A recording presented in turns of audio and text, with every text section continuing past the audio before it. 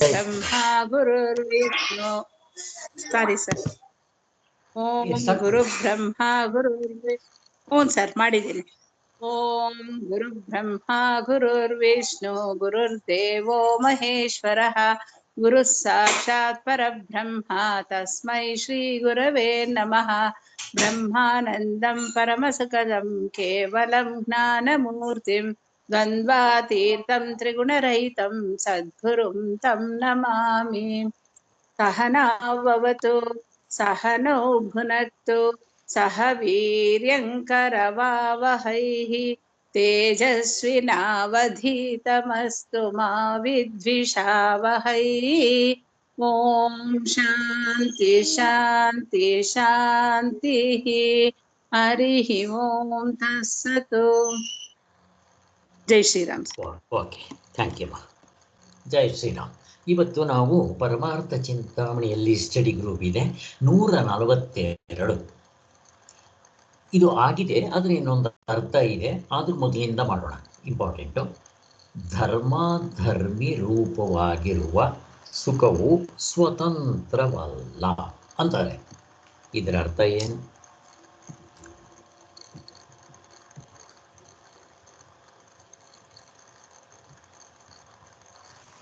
ಯಾರಾದರೂ?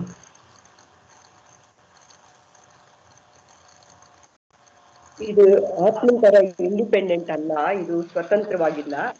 ಇದು ಇದು ಎಲ್ಲಿಂದ ಸುಖ ಇದರಿಂದ ಬರ್ತಾ ಇಲ್ಲ ಅಂತ, ಧರ್ಮಧರ್ಮಿಯಲ್ಲಿ ಸುಖ ಇಲ್ಲ ಅಂತ. ಎಲ್ಲಿದೆ ಹಾಗಾದ್ರೆ? ಆತ್ಮನಿಂದಾನೇ ಬರ್ತಾ ಇರೋದು. ಆದ್ರೆ ನಾವು ತಪ್ಪಾಗಿ ತಿಳ್ಕೊಂಡಿರ್ತೀವಿ. ಸ್ವತಂತ್ರ ಅಲ್ಲ, ಅದು ಡಿಪೆಂಡೆಂಟ್, ಇಂಡಿಪೆಂಡೆಂಟ್ ಅಲ್ಲ. ಸರಿ, ಇಲ್ಲಿ ಧರ್ಮಧರ್ಮಿ ಅಂತಂದ್ರೆ ಯಾವುದನ್ನು ಹೇಳ್ತಾ ಇದ್ದಾರೆ? ಪ್ರಪಂಚ ಎಚ್ಚರದಲ್ಲಿ, ಎಚ್ಚರದಲ್ಲಿ ವ್ಯವಹಾರದ ಪ್ರಪಂಚ, ದೃಶ್ಯ ಪ್ರಪಂಚ. ಅದು ಎಚ್ಚರ ಆಗ್ಬೋದು, ಕನಸಾಗ್ಬೋದು, ಬಟ್ ನಾವಿಲ್ಲಿ ಎಚ್ಚರವನ್ನೇ ಕನ್ಸಿಡರ್ ಮಾಡೋದು. ಒಟ್ಟಿನಲ್ಲಿ ಇದು ದೃಶ್ಯ ಪ್ರಪಂಚದಲ್ಲಿ ಧರ್ಮ ಧರ್ಮಿ ಭಾವ ಬರುತ್ತೆ. ನಿದ್ದೆಯಲ್ಲಿರುತ್ತಾ ಧರ್ಮ ಧರ್ಮಿ ಭಾವ? ಇಲ್ಲ ಸರ್, ಇರೋದಿಲ್ಲ. ಅಷ್ಟೆ, ಯಾವುದು ಇರೋಲ್ಲ ನಿದ್ರೆಯಲ್ಲಿ. ಅಂದರೆ ಯಾವುದೂ ಇರಲ್ಲ ಅಂದ್ರೆ ಅರ್ಥ ಏನು? ಧರ್ಮ ಧರ್ಮಿ ಭಾವ ಇಲ್ಲ. ಧರ್ಮ ಧರ್ಮಿ ಅಂದರೆ ಏನು? ಫಸ್ಟ್ ಆಫ್ ಆಲ್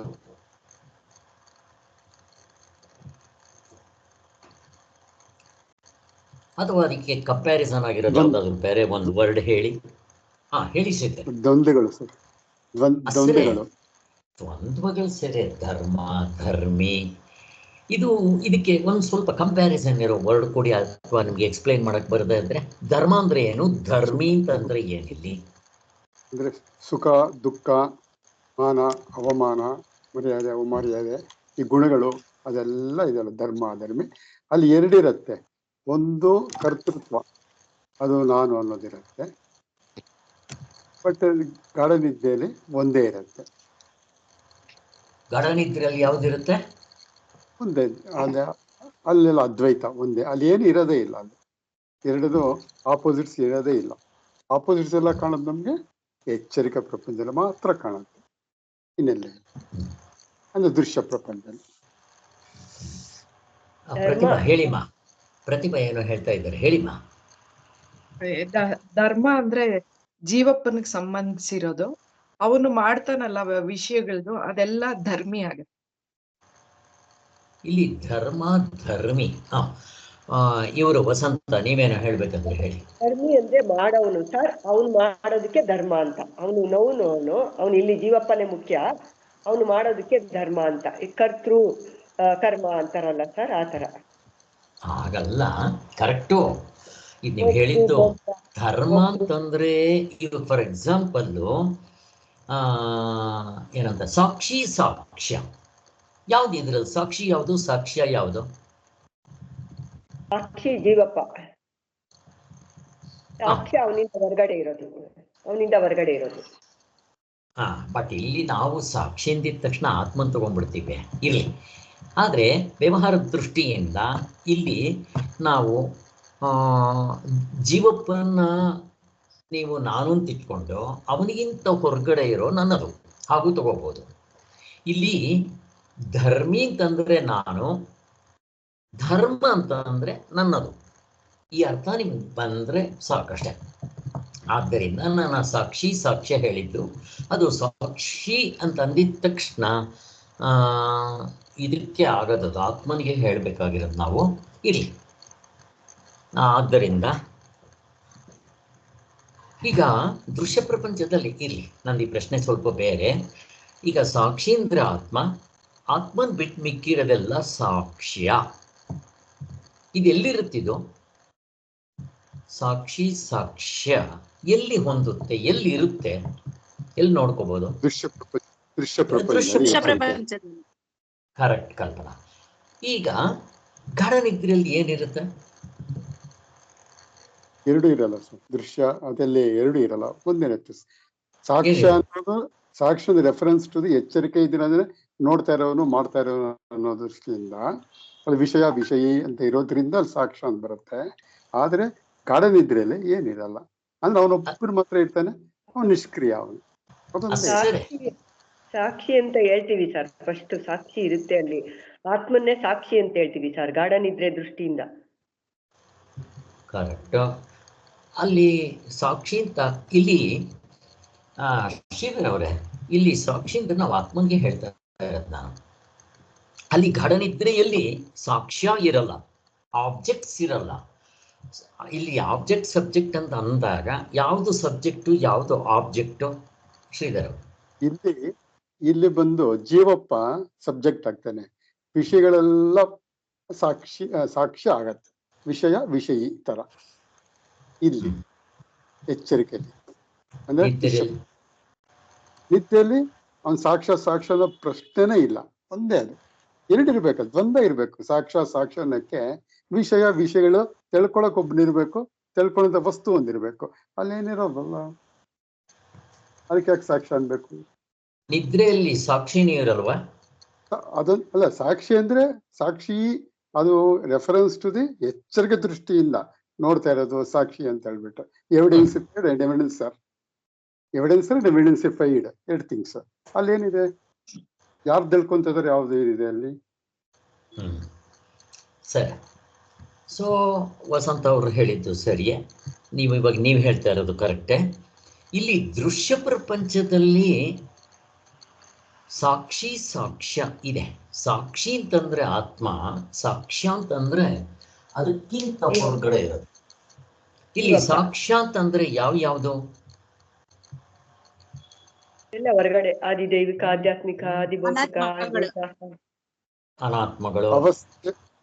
ಅವಸ್ಥೆ ಒಳಗಿಂದ ಏನೇನು ಸಿಗತ್ತೋ ಎಲ್ಲೂ 19 ಮುಖಗಳು, ಆಧ್ಯಾತ್ಮಿಕ, ಆತ್ಮಿಕ, ಮತ್ತೆ ಇದು ಏನು ನಮ್ಮ ಮಿಕ್ಕಿದೆಲ್ಲ ಎಲ್ಲ ಅದ್ ಬಿಟ್ಟು ವಿಷಯಗಳೆಲ್ಲ ಸೇರ್ಕೊಳ್ತೀವಿ. ಸೊ ಅಲ್ಲಿಗೆ ಸಾಕ್ಷಿ ಅಂತಂದ್ರೆ ಆತ್ಮನಿಗೆ ಹೇಳಿ, ಆತ್ಮನ್ ಬಿಟ್ಟು ಮಿಕ್ಕಿರೋದೆಲ್ಲ. ಸೊ ಅದಕ್ಕೆ ಆತ್ಮ ಅನಾತ್ಮ ಅದು ಹೊಂದುತ್ತೆ, ಅನಾತ್ಮ ಎಲ್ಲ ಹೊರಗಡೆದು, ಆತ್ಮ ಅಂದರೆ ಒಳಗಡೆ ನನ್ನ ಸ್ವರೂಪ, ನಿಜವಾದ ಸ್ವರೂಪ ಇದು ಹೊಂದುತ್ತೆ. ಆದ್ದರಿಂದ ಇದು ದೃಶ್ಯ ಪ್ರಪಂಚದಲ್ಲಿ ಎರಡೂ ಇರುತ್ತೆ ಹೇಳ್ಬೋದು. ಆದರೆ ಗಾಢ ನಿದ್ರೆಯಲ್ಲಿ ಸಾಕ್ಷಿ ಮಾತ್ರ ಇರುತ್ತೆ ಅಂತ ಮೊದಲು ಹೇಳ್ತಾರೆ. ನಾವು ಆ ತತ್ವದಲ್ಲಿ ನಿಂತ ಮೇಲೆ ಸಾಕ್ಷಿ ಅಂತನ್ನೋದು ಕೂಡ ಗೌಣವಾಗಿ ಹೇಳಬೇಕು. ಯಾಕೆ? ಅಲ್ಲಿ ಗಮನಿಸೋದಕ್ಕೆ ಬೇರೆ ವಸ್ತು ಏನಿದೆ, ಏನು ಇಲ್ಲದೆ ಇರೋದ್ರಿಂದ ಅವನ ಸಾಕ್ಷಿ ಅಂತ ಕರೀಲೇಬೇಕಾಗಿಲ್ಲ. ಆ ವರ್ಡೇ ನೆಸರಿ ಇಲ್ಲ. ನಾನು ಇದ್ದೆ ಅಷ್ಟೇ, ನಿಜವಾದ ಸ್ವರೂಪದಲ್ಲಿ ನಾನಿದ್ದೆ, ಇಷ್ಟು ತಿಳ್ಕೊಂಡ್ರೆ ನೀವು ಸಾಕು. ಅಲ್ಲಿಗೇನಾಯಿತು? ಈ ಸುಖವು ಸ್ವತಂತ್ರವಲ್ಲ. ಧರ್ಮ, ಧರ್ಮಿ, ಸಾಕ್ಷಿ, ಸಾಕ್ಷ್ಯ, ಆಮೇಲೆ ಅಭಿಧಾನ, ಅಭಿಧೇಯ, ಇವೆಲ್ಲ ಒಂದೇ ಜಾತಿಗೆ ಸೇರೋ ವರ್ಡ್ಗಳು. ಇವೆಲ್ಲ ದೃಶ್ಯ ಪ್ರಪಂಚದಲ್ಲಿ ಇರುತ್ತೆ. ಅದಕ್ಕೋಸ್ಕರ ಮತ್ತೆ ಇಲ್ಲಿ ದೃಶ್ಯ ಪ್ರಪಂಚವನ್ನು ಕೆಲವು ಸಾರಿ ಕರೆಯುವಾಗ ಧರ್ಮ, ಧರ್ಮಿಯಿಂದ, ಗುಣಗಳಿಂದ ಅಂತ ಕರೆದು ಹೀಗೆಲ್ಲ ಕರಿತಾ ಇರ್ತಾರೆ. ಬಟ್ ನಾವು ಸ್ವಲ್ಪ ಜ್ಞಾಪಕ ಇಟ್ಕೋಬೇಕು. ಇದು ಅಲ್ಲಿ ಸುಖ ಸಿಗುತ್ತೆ, ಎಚ್ಚರದಲ್ಲೂ ಸಿಗುತ್ತೆ, ಕನಸಿನಲ್ಲೂ ಸಿಗುತ್ತೆ, ಸುಖನೂ ಸಿಗುತ್ತೆ, ದುಃಖನೂ ಸಿಗುತ್ತೆ. ಇಲ್ಲಿ ನಾವು ಸುಖ ಕನ್ಸಿಡರ್, ಯಾಕೆಂದರೆ ಇದು ಆನಂದದ ಸ್ವರೂಪ ಆಗಿರೋದ್ರಿಂದ ಇಲ್ಲಿ ಸುಖವನ್ನೇ ತಗೊಂಡಾಗ ಇದು ಅಲ್ಲಿಂದಲೇ ಬರ್ತಾ ಇದೆಯಾ ಮತ್ತು ಎಲ್ಲಾದರೂ ಬೇರೆ ಕಡೆಯಿಂದ ಬರ್ತಾ ಇದೆಯಾ ಅಂತ ಪ್ರಶ್ನೆ. ಅದಕ್ಕೂ ಕೂಡ ನೀವು ಹೇಳಿದ್ರಿ ಅದರದೆಲ್ಲ ಒಳಗಡೆ ಹಿಂದೆಗಡೆ ಆತ್ಮನಿಂದ ಬರ್ತಾ ಇದೆ ಅಂತ. ಅದಕ್ಕೇನಾದರೂ ಒಂದು ಎಕ್ಸಾಂಪಲ್ ಕೊಡೋಕ್ಕಾಗತ್ತಾ? ಇದು ಇಲ್ಲಿದಲ್ಲ, ಒಳಗಡೆಯಿಂದ ಬರ್ತಾ ಇದೆ. ಒಂದು ಎಕ್ಸಾಂಪಲ್ ಕೊಟ್ಟರೆ ನಮ್ಮ ಲಕ್ಷ್ಮಿ ಅವ್ರಿಗೆ ಅರ್ಥ ಆಗಬೇಕು. ಯಾರೋ ಗೆಸ್ಟ್ ಬಂದಿದ್ದಾರಲ್ಲ ಅವ್ರಿಗೆ ಅರ್ಥ ಆಗಬೇಕು.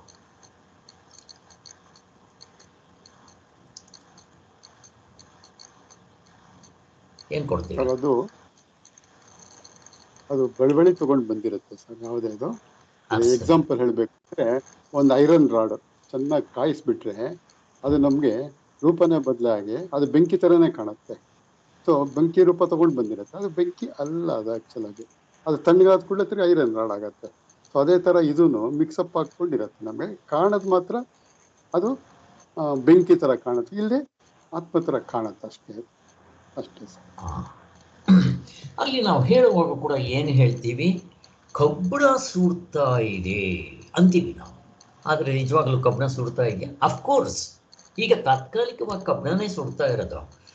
ಗುಣ ಅದರದ, ಸುಡೋದು ಅನ್ನೋದು ಗುಣ ಅದರದ. ಹೆಂಗೆ ಪರೀಕ್ಷೆ ಮಾಡಬೇಕು? 1-2 ಗಂಟೆ ಬಿಟ್ಬಿಡ್ರಿ, ಅಥವಾ ನೀರಿನಲ್ಲಿ ಬಿಟ್ಬಿಡ್ರಿ, ತಣ್ಣಗಾಗ್ಬಿಡುತ್ತೆ. ಅದರಿಂದ ಅದರ ಗುಣ ಅಲ್ಲ. ಮತ್ತು ಏನು ಮಾಡ್ತು? ಕಾಯಿಸಿದಾಗ ಬೆಂಕಿಯಿಂದ ಶಾಖವನ್ನು ಸಾಲ ತಗೊಂಡ್ಬಂದಿತ್ತು. ಆದರೆ ನಾನು ಹೇಳುವಾಗ ಈಗ ನೋಡ್ರಿ, ಆ ಶಾಖವನ್ನು ಬೆಂಕಿ ಶಾಖ ಅಂತೇನು ಹೇಳಲ್ಲ. ಕಬ್ಬಿಣ ಬೆಂಕಿ ಸುಡ್ತಾ ಇದೆ ಅಂತ ಅಲ್ಲೇನು ಹೇಳೋದಿಲ್ಲ, ಯಾಕೆಂದರೆ ಇಲ್ಲಿ ಕಬ್ಬಿಣ ಸುಡ್ತಾ ಇರೋದು.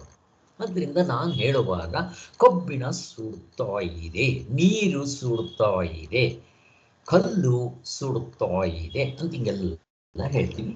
ಇಷ್ಟು ನಮ್ಗೆ ಅರ್ಥ ಆದರೆ ಸಾಕು. ಅಲ್ಲಿಗೆ ಬೇರೆ ಕಡೆಯಿಂದ ಇದು ಸಾಲ ತೊಗೊಂಬಂದಿದೆ ಅಂತ. ಸಾಲ ತೊಗೊಂಬಂದಿದ್ದು ಎಲ್ಲಿವರೆಗೂ ಇರುತ್ತೆ? ಅತ್ತೆ ಮಾವ ಕೊಡೋದು ಮನೆ ತನಕ, ದೇವರು ಕೊಡೋದು ಕೊನೆ ತನಕ ಅಂತಾರಲ್ಲ ಹಾಗೆ. ಅದಕ್ಕೋಸ್ಕರ ನಮ್ಮ ನಿಜವಾದ ಸ್ವರೂಪವೇ ಆನಂದ ಸ್ವರೂಪ. ಅದನ್ನು ಟ್ಯಾಪ್ ಮಾಡೋ ಮೆಥಡ್ ಕಲ್ತ್ಕೋಬೇಕಷ್ಟೇ. ಒಳಗಿದೆ. ಇಲ್ಲಿ ಏನಾಗುತ್ತೆ? ಒಳಗಡೆ ಇದೆ. ಇಲ್ಲಿ ಏನಾಗುತ್ತೆ ಪ್ರಶ್ನೆ? ಇವಾಗ ನನಗೆ ದೃಶ್ಯ ಪ್ರಪಂಚದಲ್ಲಿ ಒಂದು ಜಾಮೂನ್ ತಿಂದೆ, ಏನಾಗುತ್ತೆ? ಜಾಮೂನಲ್ಲೇ ಸುಖ ಇದೆ ಅನ್ಸುತ್ತೆ, ಆದ್ರೆ ಆತ್ಮನ ಸುಖನೇ ಅಲ್ಲಿ ರಿಫ್ಲೆಕ್ಟ್ ಆಗ್ತಾ ಇರ್ತೈತೆ. ನಿಜವಾಗ್ಲೂ ಜಾಮೂನಲ್ಲೇ ಸುಖ ಇದ್ರೆ 2ನೇದು 3ನೇದು 4ನೇದು ತಿಂದಾಗೂ ಹಂಗೆ ಆಗ್ಬೇಕಾಗಿತ್ತು. ಆದ್ರೆ ಹಂಗಾಗೋದಿಲ್ಲ. ಆಮೇಲೆ ಇನ್ನೂ ಜಾಸ್ತಿ ತಿಂದೆ ವಾಂತಿನೇ ಆಗೋಗ್ಬಿಡುತ್ತೆ. ಇನ್ನು ಒಬ್ಬ ಮನುಷ್ಯನ್ ಬೇಜಾರಾಗಿದೆ, ಅವ್ನಿಗೆ ಜಾಮೂನ್ ಇಷ್ಟ ಇದ್ರೂ ಅದ್ ಬೇಕಾಗೋದಿಲ್ಲ. Mood of the person depend ಆಗುತ್ತೆ. ನಿಜವಾಗ್ಲೂ ವಸ್ತುಗಳಲ್ಲೇ ಇದ್ರೆ ಎಲ್ಲಾ ಕಾಲದಲ್ಲೂ ಎಲ್ಲರಿಗೂ ಅದೇ ಇಷ್ಟ ಆಗ್ಬೇಕಾಗಿತ್ತು. ಅದರಿಂದ ವಸ್ತುಗಳಲ್ಲಿ ಇಲ್ಲ ಆನಂದ ಅನ್ನೋದು ಗೊತ್ತಾಗುತ್ತೆ. ಕರೆಕ್ಟ್. ಹಾಗಾದರೆ ಎಲ್ಲ ಕಾಲದಲ್ಲೂ ಯಾವಾಗಲೂ ನಮ್ಗೆ ದುಃಖ ಅನ್ನೋ ಪ್ರಶ್ನೆ ಇರಬಾರ್ದು. ಅದಕ್ಕೊಂದು ಎಕ್ಸಾಂಪಲ್ ಯಾವುದಾದ್ರು ಕೊಡೋಕ್ಕೆ ಬರುತ್ತಾ? ಯಾವಾಗ ಬೇಕಾದ್ರು ಅಲ್ಲಿ ದುಃಖ ಕ್ವಶನ್ ಇಲ್ಲವೇ ಇಲ್ಲ. ಆನಂದವೇ ಆನಂದ. ಗಾಢ ನಿದ್ರೆ ಅಷ್ಟೇ. ನಿದ್ದೆಯಲ್ಲಿ ನೀವು ತೋರಿಸ್ರಿ ನೋಡೋಣ.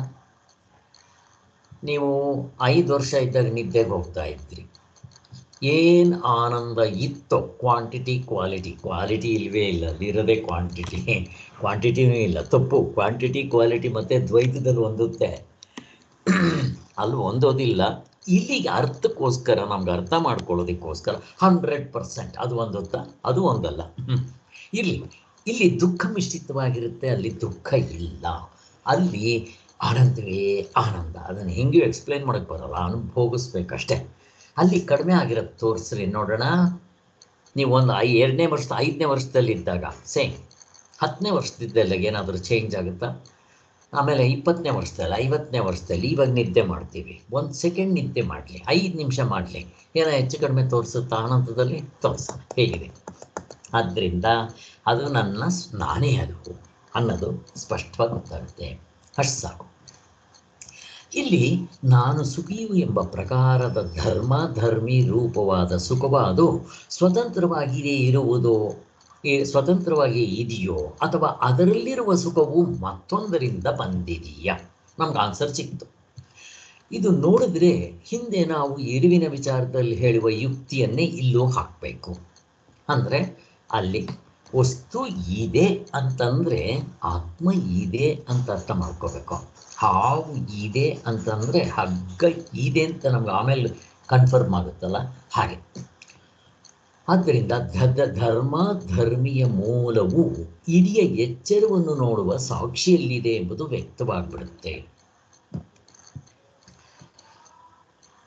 ಸಾಕ್ಷಿಯ ಸುಖವು, ಹಾಗಾದರೆ ಈಗ ನೀವೆಲ್ಲ ಏನು ಹೇಳೋದು, ಸಾಕ್ಷಿಯ ಸುಖವೇ ಎಚ್ಚರದಲ್ಲಿ, ಅಂದರೆ ಕನಸು ಎಚ್ಚರ ಅಂದರೆ ದೃಶ್ಯ ಪ್ರಪಂಚದಲ್ಲಿ ತೋರ್ತಾ ಇದೆ ಅಂತೀರಾ?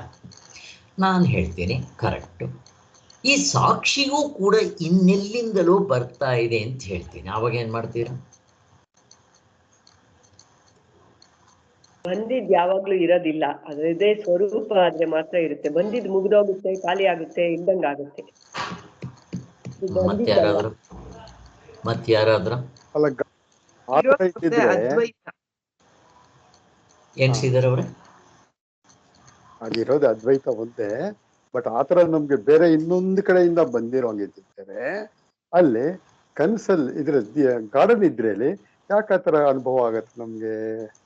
ಇನ್ನೊಂದೇನೋ ಬರ್ತಾ ಇದೆ ಅಂತ ಅನುಭವ ಆಗ್ಬೇಕಾಗುತ್ತೆ. ನೀವೊಂದು ಇದು ಹೇಳ್ತಿರಲ್ಲ ಸರ್, ಹೇಗೆ ಅಂದ್ರೆ ಒಂದು ಹುತ್ತದಲ್ಲಿ ಹಾವು ಹೋಗಿ ಬಂದು ಬರತ್ತೆ ಅನ್ನೋ ಇನ್ಸಿಡೆನ್ಸ್ಗಳಾಗತ್ತಲ್ಲ, ಆ ಥರ ಆಗ್ಬೇಕಾಗಿತ್ತು. ಅಲ್ಲೇನು ಆಗೋದೇ ಇಲ್ಲ. ಅಂದ್ರೆ ನಾನು ಒಬ್ಬನೇ ಇದ್ದೆ, ನಾನು ಒಬ್ಬನೇ ಸಂತೋಷ ಆನಂದ ಅನುಭವಿಸ್ತಾ ಇದ್ದೀನಿ. ಬೇರೆ ಸ್ಟೇಟಸ್ ಇಲ್ಲ, ಬೇರೆ ಬಾರೋಡು ಅಲ್ಲ ಅಂತ ಅದನ್ನು ತಿಳ್ಕೊಬೋದು. ಹಾಗೆ ಪ್ರತಿಭಾ, ನೀವೇನೋ ಹೇಳ್ತಾ ಇದ್ದೀರಿ, ಹೇಳಿ. ಅದೇ ಇದು ಇರೋದೊಂದೇ ಅದ್ವೈತ. ಇದು ಸುಖ ದುಃಖ ಅದೆಲ್ಲ ದ್ವಂದ್ವಗಳು, ಶೀತ ಉಷ್ಣ ಅದೆಲ್ಲ. ಆನಂದಕ್ಕೆ ಇನ್ನು ಆಪೋಸಿಟ್ ವರ್ಡ್ ಇಲ್ಲ.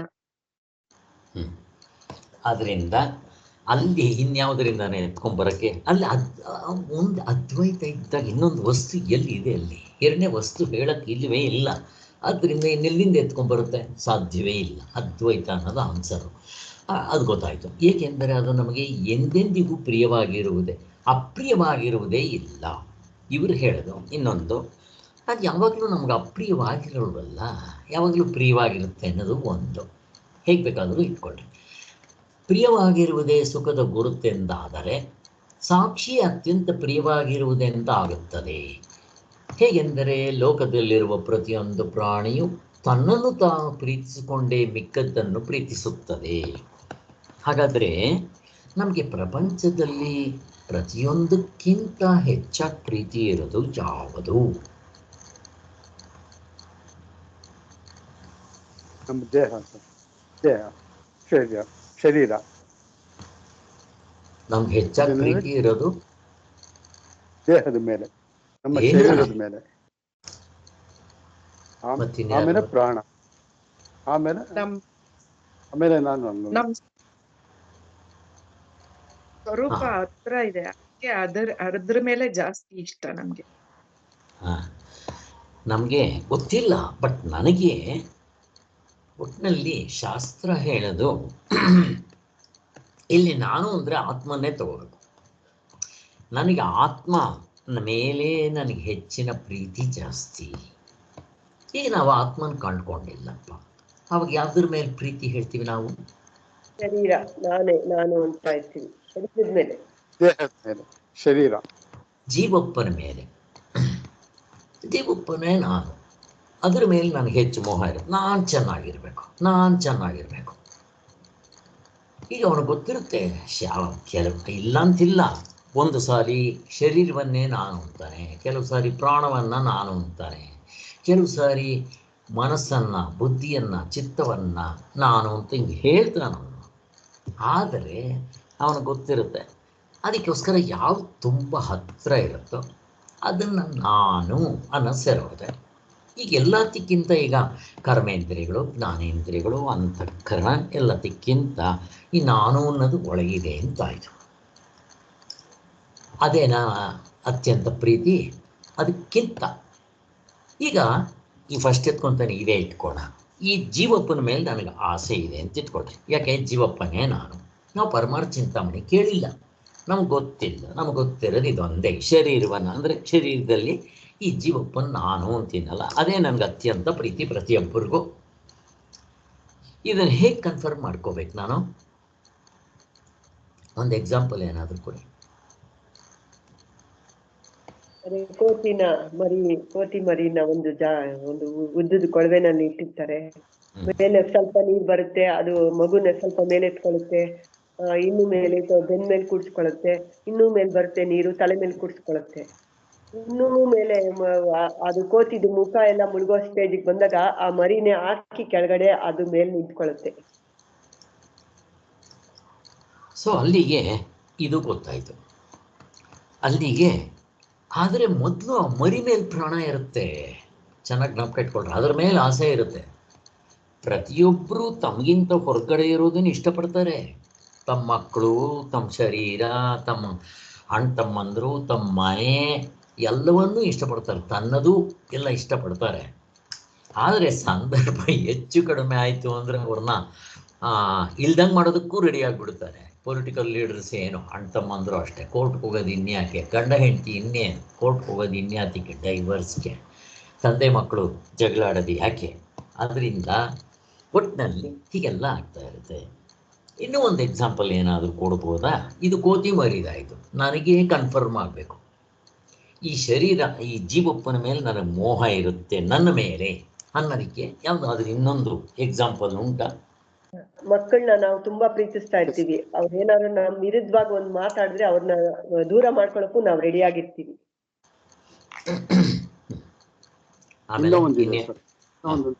ಇನ್ನೂ ಒಂದಿದೆ ಸರ್. ಏನಂದ್ರೆ ಈಗ ಶುಗರ್ ಇದಾಗಿ ಗ್ಯಾಂಗ್ರೀನಿಂಗ್ ಆಗಿದ್ರೆ ಕಾಲ ಕಟ್ ಮಾಡಬೇಕು ಅಂದ್ರೆ ಪ್ರಾಣಕ್ಕಿಂತ ಕಾಲೇ ಲೆಕ್ಕ ಅಂತ ಹೇಳ್ಬಿಟ್ಟು ಒಪ್ಕೊಂಡು ಕಾಲನ್ನೇ ಕಟ್ ಮಾಡಕ್ ರೆಡಿ ಆಗ್ತೀವಿ. ಕರೆಕ್ಟು. ಬಟ್ ಅಲ್ಲಿ ಪ್ರಾಣ ಹೆಚ್ಚಾಯ್ತು, ನನಗೆ ನನ್ನ ಜೀವ ಉಳಿಯುತ್ತಲ್ಲ ಅಂತ, ಅದಕ್ಕೋಸ್ಕರ ಅದು ಕಟ್ ಮಾಡಿಸ್ಕೊತೀನಿ.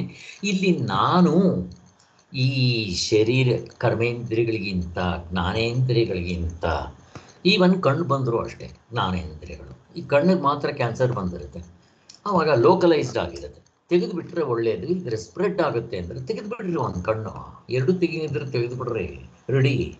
ಹೆಂಗಿರ್ತೀವಿ ನಾವು? ಬರೀ ಕರ್ಮೇಂದ್ರಿಯಗಳು ಮಾತ್ರ ಅಲ್ಲ, ಜ್ಞಾನೇಂದ್ರಿಯಗಳು ಕೂಡ ಹಾಗೆ. ಆದ್ದರಿಂದ ಅದು ಪಂಚಕೋಶ ಇವಾಗ ನೆಕ್ಸ್ಟ್ ಬರುತ್ತೆ ಇದರಲ್ಲೇ, ಆವಾಗ ಸ್ಟೆಪ್ ಬೈ ಸ್ಟೆಪ್ ಹಿಂದಕ್ಕೆ ಹೋಗೋದು ನೋಡೋಣ. ಈಗ ನಾನು ಅಂತ ಹೇಳ್ತೀವಲ್ಲ ಇಲ್ಲಿ ಈ ದೃಶ್ಯ ಪ್ರಪಂಚದಲ್ಲಿ, ಅದ್ರ ಮೇಲೆ ನನಗೆ ಮೋಹ ಅನ್ನೋದಕ್ಕೆ ಇನ್ಯಾವುದಾದ್ರೂ ಎಕ್ಸಾಂಪಲ್ ನಾನೇ ಕೊಟ್ಟಿದ್ದೆ, ಯಾರಿಗಾಗಿ ಜ್ಞಾಪಕ ಇದೆಯಾ? ಇಲ್ಲಿ ಗಂಡ ಹೆಂಡತಿ ಮಕ್ಕಳು ಇರ್ತಾರೆ. ಅವನ್ ಹೇಳ್ತಾ ಇರ್ತಾನೆ ಕರೆಕ್ಟಾಗಿ 8 ಗಂಟೆಗೆ ಕರೆಕ್ಟಾಗಿ ಮನೆಗೆ ಹೊಟ್ಟೋಗ್ತಾನೆ. ನಮ್ಮ ಮನೇಲಿ ಎಲ್ರು ಕಾಯ್ತಾ ಇರ್ತಾರೆ, ಅದಕ್ಕೋಸ್ಕರ ಹೋಗ್ಲೇಬೇಕು ಅಂತ.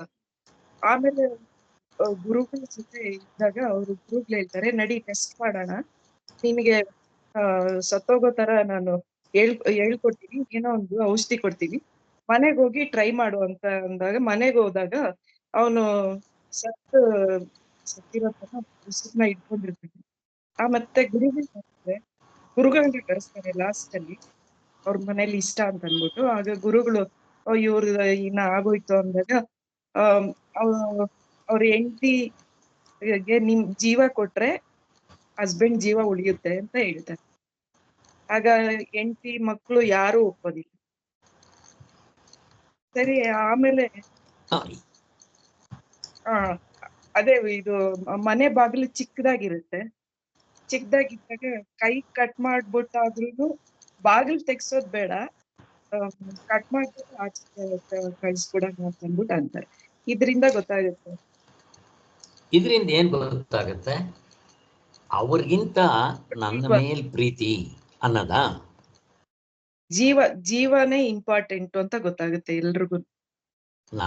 ನನ್ನ ಮೇಲೆ ಪ್ರೀತಿ, ನನ್ನ ಮೇಲ್ ಪ್ರೀತಿ ಅಂದ್ರೆ ಅವ್ರು ಫಸ್ಟ್ ಎತ್ಕೊಂತಾನೆ, ಅವರೆಲ್ಲ ಬೇರೆಯವ್ರಿಗೋಸ್ಕರ ಪ್ರೀತಿಸ್ತಾ ಇರ್ತಾರೆ. ಹೇಳಿ. ಅದೇ ಮಗ ಹೇಳ್ತಾನೆ, ನಿನ್ನ ಸಂಸಾರದ ಅನುಭವಿಸ್ಲಿಲ್ಲ. ಕರೆಕ್ಟ್ ಗೊತ್ತಾಯ್ತದ. ಅದಕ್ಕೆ ಇಲ್ಲಿ ಏನಾಗುತ್ತೆ ನಮಗೆ ಅಂದರೆ, ನೀವು ಕೊಟ್ಟಿರೋ ಎಕ್ಸಾಂಪಲ್ನಲ್ಲಿ ಸ್ವಲ್ಪ ಕರೆಕ್ಟ್ ಅರ್ಥ ಆಗುತ್ತೆ. ಇಲ್ಲಿ ನಾನೇ ಎಲ್ಲದಕ್ಕಿಂತ ಪ್ರೀತಿ ಅಂತ. ಇದಕ್ಕಿಂತ ಸಿಂಪಲ್ ಆಗಿರೋದು, ಒಂದು ಮೀಟಿಂಗ್ ಆಗ್ತಾ ಇರುತ್ತೆ, ಮೀಟಿಂಗ್ ಹೋಗಬೇಕು, 5 ಜನ ಸೇರಿರ್ತಾರೆ, ನೀವು ಹೋಗ್ಬೇಕಪ್ಪ, ನೀವು ಒಂದು 10 ನಿಮಿಷ ಲೇಟಾಗಿ ಹೋದ್ರಿ, ಅವ್ರು 4 ಜನ ಕೂತ್ಕೊಂಡು ಮಾತಾಡ್ತಾ ಇತ್ತು, ನೀನು ಒಳಗೆ ಎಂಟ್ರ್ ಆಗಬೇಕು, ಅದು ಕಿಟಕಿ ಇತ್ತು, ನೋಡು ಅವನು ಡಾಕ್ಟ್ರು ಅಂಥವನು ಕಣೋ ಅಂತ ಏನೋ ಮಾತಾಡೋಕ್ಕೆ ಶುರು ಮಾಡಿದ್ರೆ ಏನಾಗುತ್ತೆ? ಪ್ರಶ್ನೆ.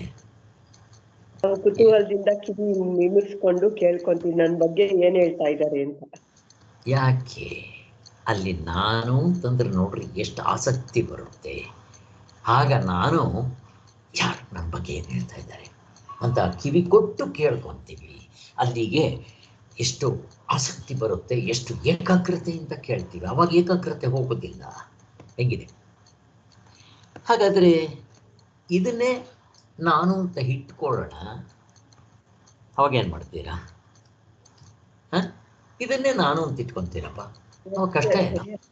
ಎಚ್ಚರದವನ್ ಕನಸಿಗೆ ಬರ್ಲಿಲ್ಲ, ಕನಸು ಎಚ್ಚರದಲ್ಲಿರೋನ್ ಗಾಢ ನಿದ್ರೆಗೆ ಬರ್ಲಿಲ್ಲ, ಅದೆಂಗ ಆಗ್ತಾನೆ ಅವನು ಅಲ್ವಾ? ಮುಗ್ದೋಯ್ತು. ಎಲ್ಲ ಅನುಭವ, ಎಲ್ಲನೂ ಯಾರನ್ನೇನು ನಂಬಬೇಕಾಗಿಲ್ಲ. ನಮ್ಮ ಓನ್ ಎಕ್ಸ್ಪೀರಿಯನ್ಸ್ ಹೇಳ್ತಾ ಇದ್ರೆ ಎಲ್ಲ ನಾವು ಆವಾಗವಾಗಲೇ ಟಿಕ್ ಮಾರ್ಕ್. ಎಚ್ಚರದ ಜನಕ ಮಹಾರಾಜ ಕನಸಿಗೆ ಬರಲಿಲ್ಲ, ಎಸ್ ಕರೆಕ್ಟ್. ಕನಸಿನ ಭಿಕ್ಷುಕ ಎಚ್ಚರಕ್ಕೆ ಬರಲಿಲ್ಲ, ಕರೆಕ್ಟ್. ಮತ್ತು ಇವ್ರು ನಾನು ಅಂತ ಹೆಂಗೆ ಅನ್ನೋದು? ಇವರಿಬ್ಬರು ನಿದ್ದೆಗೆ ಬರೋಲ್ಲ, ಆದರೂ ನಾನು ಇದ್ನೋ ಇಲ್ವೋ ನಿದ್ದೆಯಲ್ಲಿ ಇದ್ದೆ.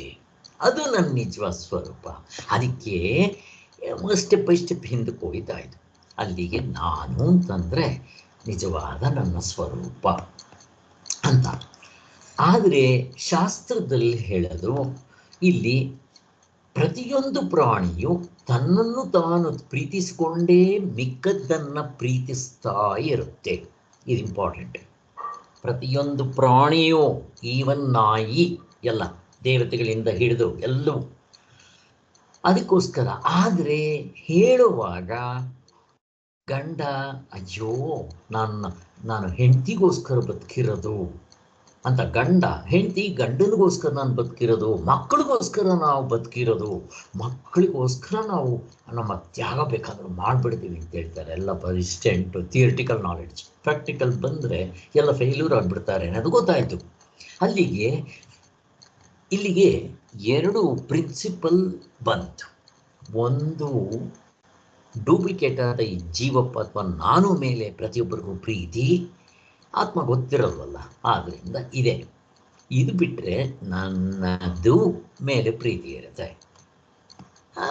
ಮೊದಲು ನನ್ನ ಹತ್ರ ಮೇಲೂ ಪ್ರೀತಿ ಇರುತ್ತೆ, ನಾನು ಮೇಲೂ ಪ್ರೀತಿ ಇರುತ್ತೆ. ಅದಕ್ಕೋಸ್ಕರನೇ ಇದರಲ್ಲಿ ನಾನು ನನ್ನದು ಅಂತ ಹೇಳೋದು.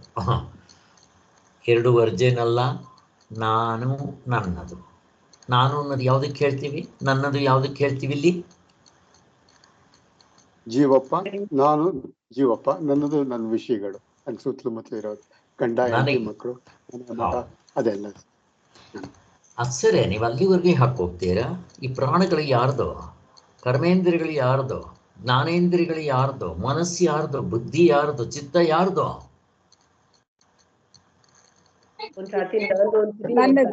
ನನ್ನದು. ನೀವು ಅಲ್ಲಿವರೆಗೂ ಹೋಗ್ಬೇಡಿ ವಿಷಯ. ಅದೇ, ಅದು ಬೇರೆ, ಕರೆಕ್ಟ್, ಅದು ಬೇರೆ. ಬಟ್ ಇಲ್ಲಿ ಕೂಡ ಇದನ್ನ ನಾನು ಅಂತೀನಿ. ಅಲ್ಲಿಗೆ ಅವನಿಗೆ ಡೆಫಿನೆಟ್ ಆಗಿ ಗೊತ್ತಿಲ್ಲ. ಒಂದ್ಸಾರಿ ನಾನು ಅಂತಾನೆ, ಒಂದ್ಸಾರಿ ನಂದು ಅಂತಾನೆ. ಇದು ನಾವು ಕ್ಲಿಯರ್ ಮಾಡ್ಕೊಂಡಿದ್ದೀವಿ. ಹೀಗಾಗೋದಕ್ಕೂ ಕೂಡ ಕಾರಣ ನಮಗೆ ಗೊತ್ತು. ಇರಲಿ. ಆದ್ದರಿಂದ ಇಲ್ಲಿ ನಾನು ಮೇಲೆ ಫಸ್ಟು, ಆಮೇಲೆ ನನ್ನದರ ಮೇಲೆ. ಬಟ್ ಇಲ್ಲಿ ಈ ನಾನು ಅನ್ನೋದು ಡೂಪ್ಲಿಕೇಟ್ ನಾನೇ, ಇದ್ರ ಹಿಂದೆಗಡೆ ಒರಿಜಿನಲ್ ನಾನಿದೆ ಅಂತ ಗೊತ್ತಾದಾಗ ಈಗ ನಾನು ತಗೋಬೇಕು. ಯಾವುದು? ನಿಜವಾದ ಆತ್ಮಸ್ವರೂಪ, ಎಲ್ಲರ ಸ್ವರೂಪ. ಈಗ ಆ ಆತ್ಮಸ್ವರೂಪ ನಾನು ಅಂತ ಅಂತೀನಲ್ಲ, ಆ ಸ್ವರೂಪ ಅಥವಾ ಅದರ ಇದು ನನಗೆ ಬೇರೆ, ನಿಮಗೆ ಬೇರೆ, ಇಲ್ಲಿರೋರೆಲ್ರಿಗೂ ಬೇರೆ ಬೇರೆ ಇದೆಯಾ. ಪ್ರಾಣಿಗಳಿಗೆ ಬೇರೆ, ದೇವತೆಗಳಿಗೆ ಬೇರೆ, ಋಷಿಗಳಿಗೆ ಬೇರೆ, ಆಮೇಲೆ ಗಿಡಮರಗಳಿಗೆ ಬೇರೆ, ಕಲ್ಲುಗಳಿಗೆ ಬೇರೆ, ಎಲ್ಲ ಬೇರೆ ಬೇರೆ ಇದೆಯಾ? ಪ್ರಶ್ನೆ. ಇಲ್ಲ ಸರ್, ಎಲ್ಲ ಒಂದೇ. ನೋಡಿದ್ರ? ಒಂದೇ. ಎಲ್ಲವೂ ನಾನೇ ಇರೋದಲ್ಲಿ, ಎರಡಿಲ್ಲ ಅಲ್ಲಿ. ಹೀಗೆ ನನಗೆ ಅನುಭವ ಬಂದುಬಿಟ್ರೆ ಇರೋದು ಹಾಗೆ. ನಿಮ್ಗೆ ಅನುಭವ ಬರುತ್ತೋ ಬಿಡುತ್ತೋ ಅದು ಆಮೇಲೆ. ಈಗ ನನಗೆ ಅಕಸ್ಮಾತ್ ಈ ಅನುಭವ ಬಂದುಬಿಟ್ರೆ ಏನಾಗುತ್ತೆ?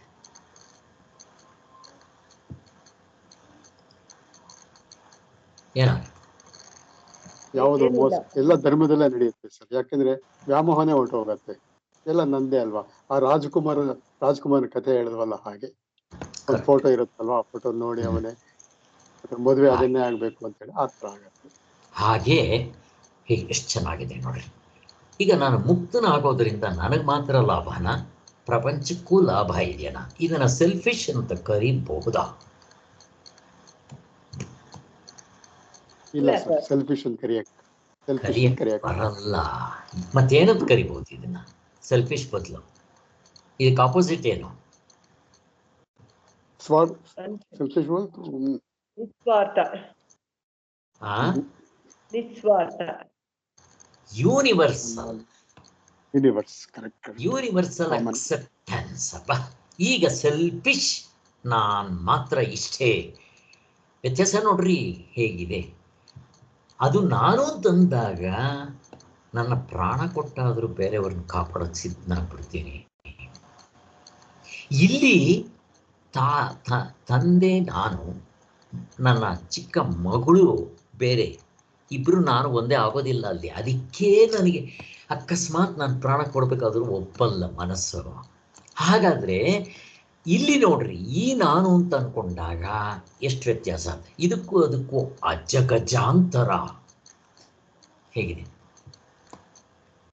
ಎಷ್ಟು ಚೆನ್ನಾಗಿದೆ ನೋಡ್ರಿ. ಇದಕ್ಕೂ ಅದಕ್ಕೂ ತುಂಬ ಅಜಗಜಾಂತರ. ಇದು ದುಃಖಾಲಯ, ಅದು ಸುಖಾಲಯ. ಬಾ, ಇದು ಯೂನಿವರ್ಸಲ್, ಇದು ಇಂಡಿವಿಜುವಲ್. ಸೊ ನಾನು ಅಂತಂದ್ರೆ ಇಲ್ನೆಸ್, ನಾವು ಅಂತಂದ್ರೆ ವೆಲ್ನೆಸ್. ಯಾವ್ದು ಬೇಕು? ಇದು ಡಾಕ್ಟರ್ BM ಹೆಗ್ಡೆ ಹೇಳ್ತಾರೆ. ಅಲ್ಲಿ ನಾನು ಅಂತಂದ್ರೆ ವೆಲ್ನೆಸ್, ಎಲ್ಲರೂ ಚೆನ್ನಾಗಿರ್ಬೇಕು. ಸರ್ವೇ ಭವಂತು ಸುಖಿನಃ. ಇದು ಕೂಡ ತಪ್ಪಾಗುತ್ತೆ. ಸರ್ವೇ ಅಂದ್ರೆ ಏನು? ಎಲ್ಲರೂ. ಅಲ್ಲಿ ಎಲ್ಲರೂ ಎಲ್ಲಿ ಬರ್ತಾರಲ್ಲಿ ಹೇಳುವಾಗ ಹಂಗೆ ಅದು ಅಧ್ಯಾರೋಪ ದೃಷ್ಟಿಯಿಂದ. ಇಲ್ಲಿ ಬೇರೆಯವ್ರಿಗೆ ಗೊತ್ತಾಗೋದಿಲ್ಲ. ಅದಕ್ಕೋಸ್ಕರ ಬ್ರಹ್ಮಜ್ಞಾನಿ ಕೂಡ ಸರ್ವೇ ಭವಂತು ಸುಖಿನಃ ಅಂತ ಪ್ರಾರ್ಥನೆ ಮಾಡ್ತಾರೆ. ಮಾಡುವಾಗ ಬೇರೆಯವರಿಗೆ ಸರ್ವೇ ಅಂದರೆ ಎಲ್ಲರೂ ಸುಖವಾಗಿರಲಿ, ವ್ಯವಹಾರದ ದೃಷ್ಟಿಯಿಂದ ಹಂಗೆ ಹೇಳಬೇಕು. ನೀವು ಪಾರಮಾರ್ಥ ದೃಷ್ಟಿಯಿಂದ ಎಲ್ಲರೂ ಹೇಳ್ರಿ ನೋಡ, ಅಲ್ಲಿ ಹೇಳಕ್ ಮನಸ್ಸೇ ಬರೋಲ್ಲ.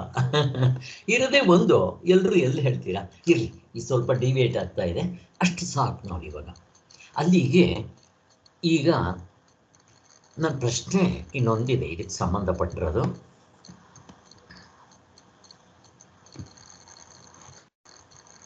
ಈಗ ಯಾರೋ ನನ್ನ ಈ ಜೀವಪ್ಪನ ವಿಚಾರ, ಈ ಡಾಕ್ಟರ್ ಪ್ರಸಾದ್ ವಿಚಾರ ಮಾತಾಡಿದ್ರೇ ಕಿವಿ ಅಷ್ಟು ಹೋಗ್ಬೇಕಾದ್ರೆ, ಇನ್ನು ಆತ್ಮದ ವಿಚಾರ, ನಿಜವಾದ ಒರಿಜಿನಲ್ ನಾನು ವಿಚಾರ ಮಾತಾಡಿದ್ರೆ ಎಷ್ಟು ಆಸಕ್ತಿ ಬರಬೇಕು ಲೆಕ್ಕ ಹಾಕ್ಕೊಡ್ರಿ ಅಲ್ವಾ? ಅದಕ್ಕೋಸ್ಕರನೇ ಏನು? ಅದಕ್ಕೋಸ್ಕರ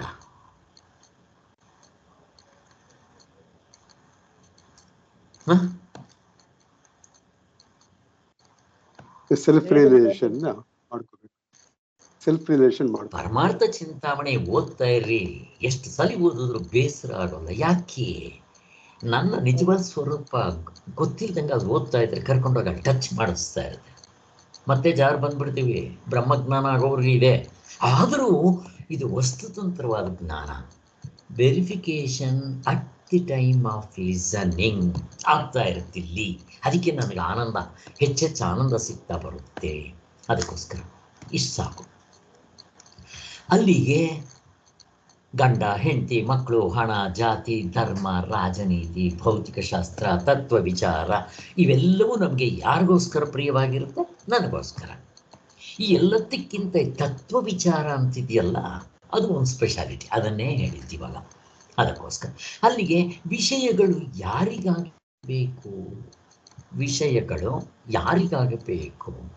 ಪ್ರಶ್ನೆ.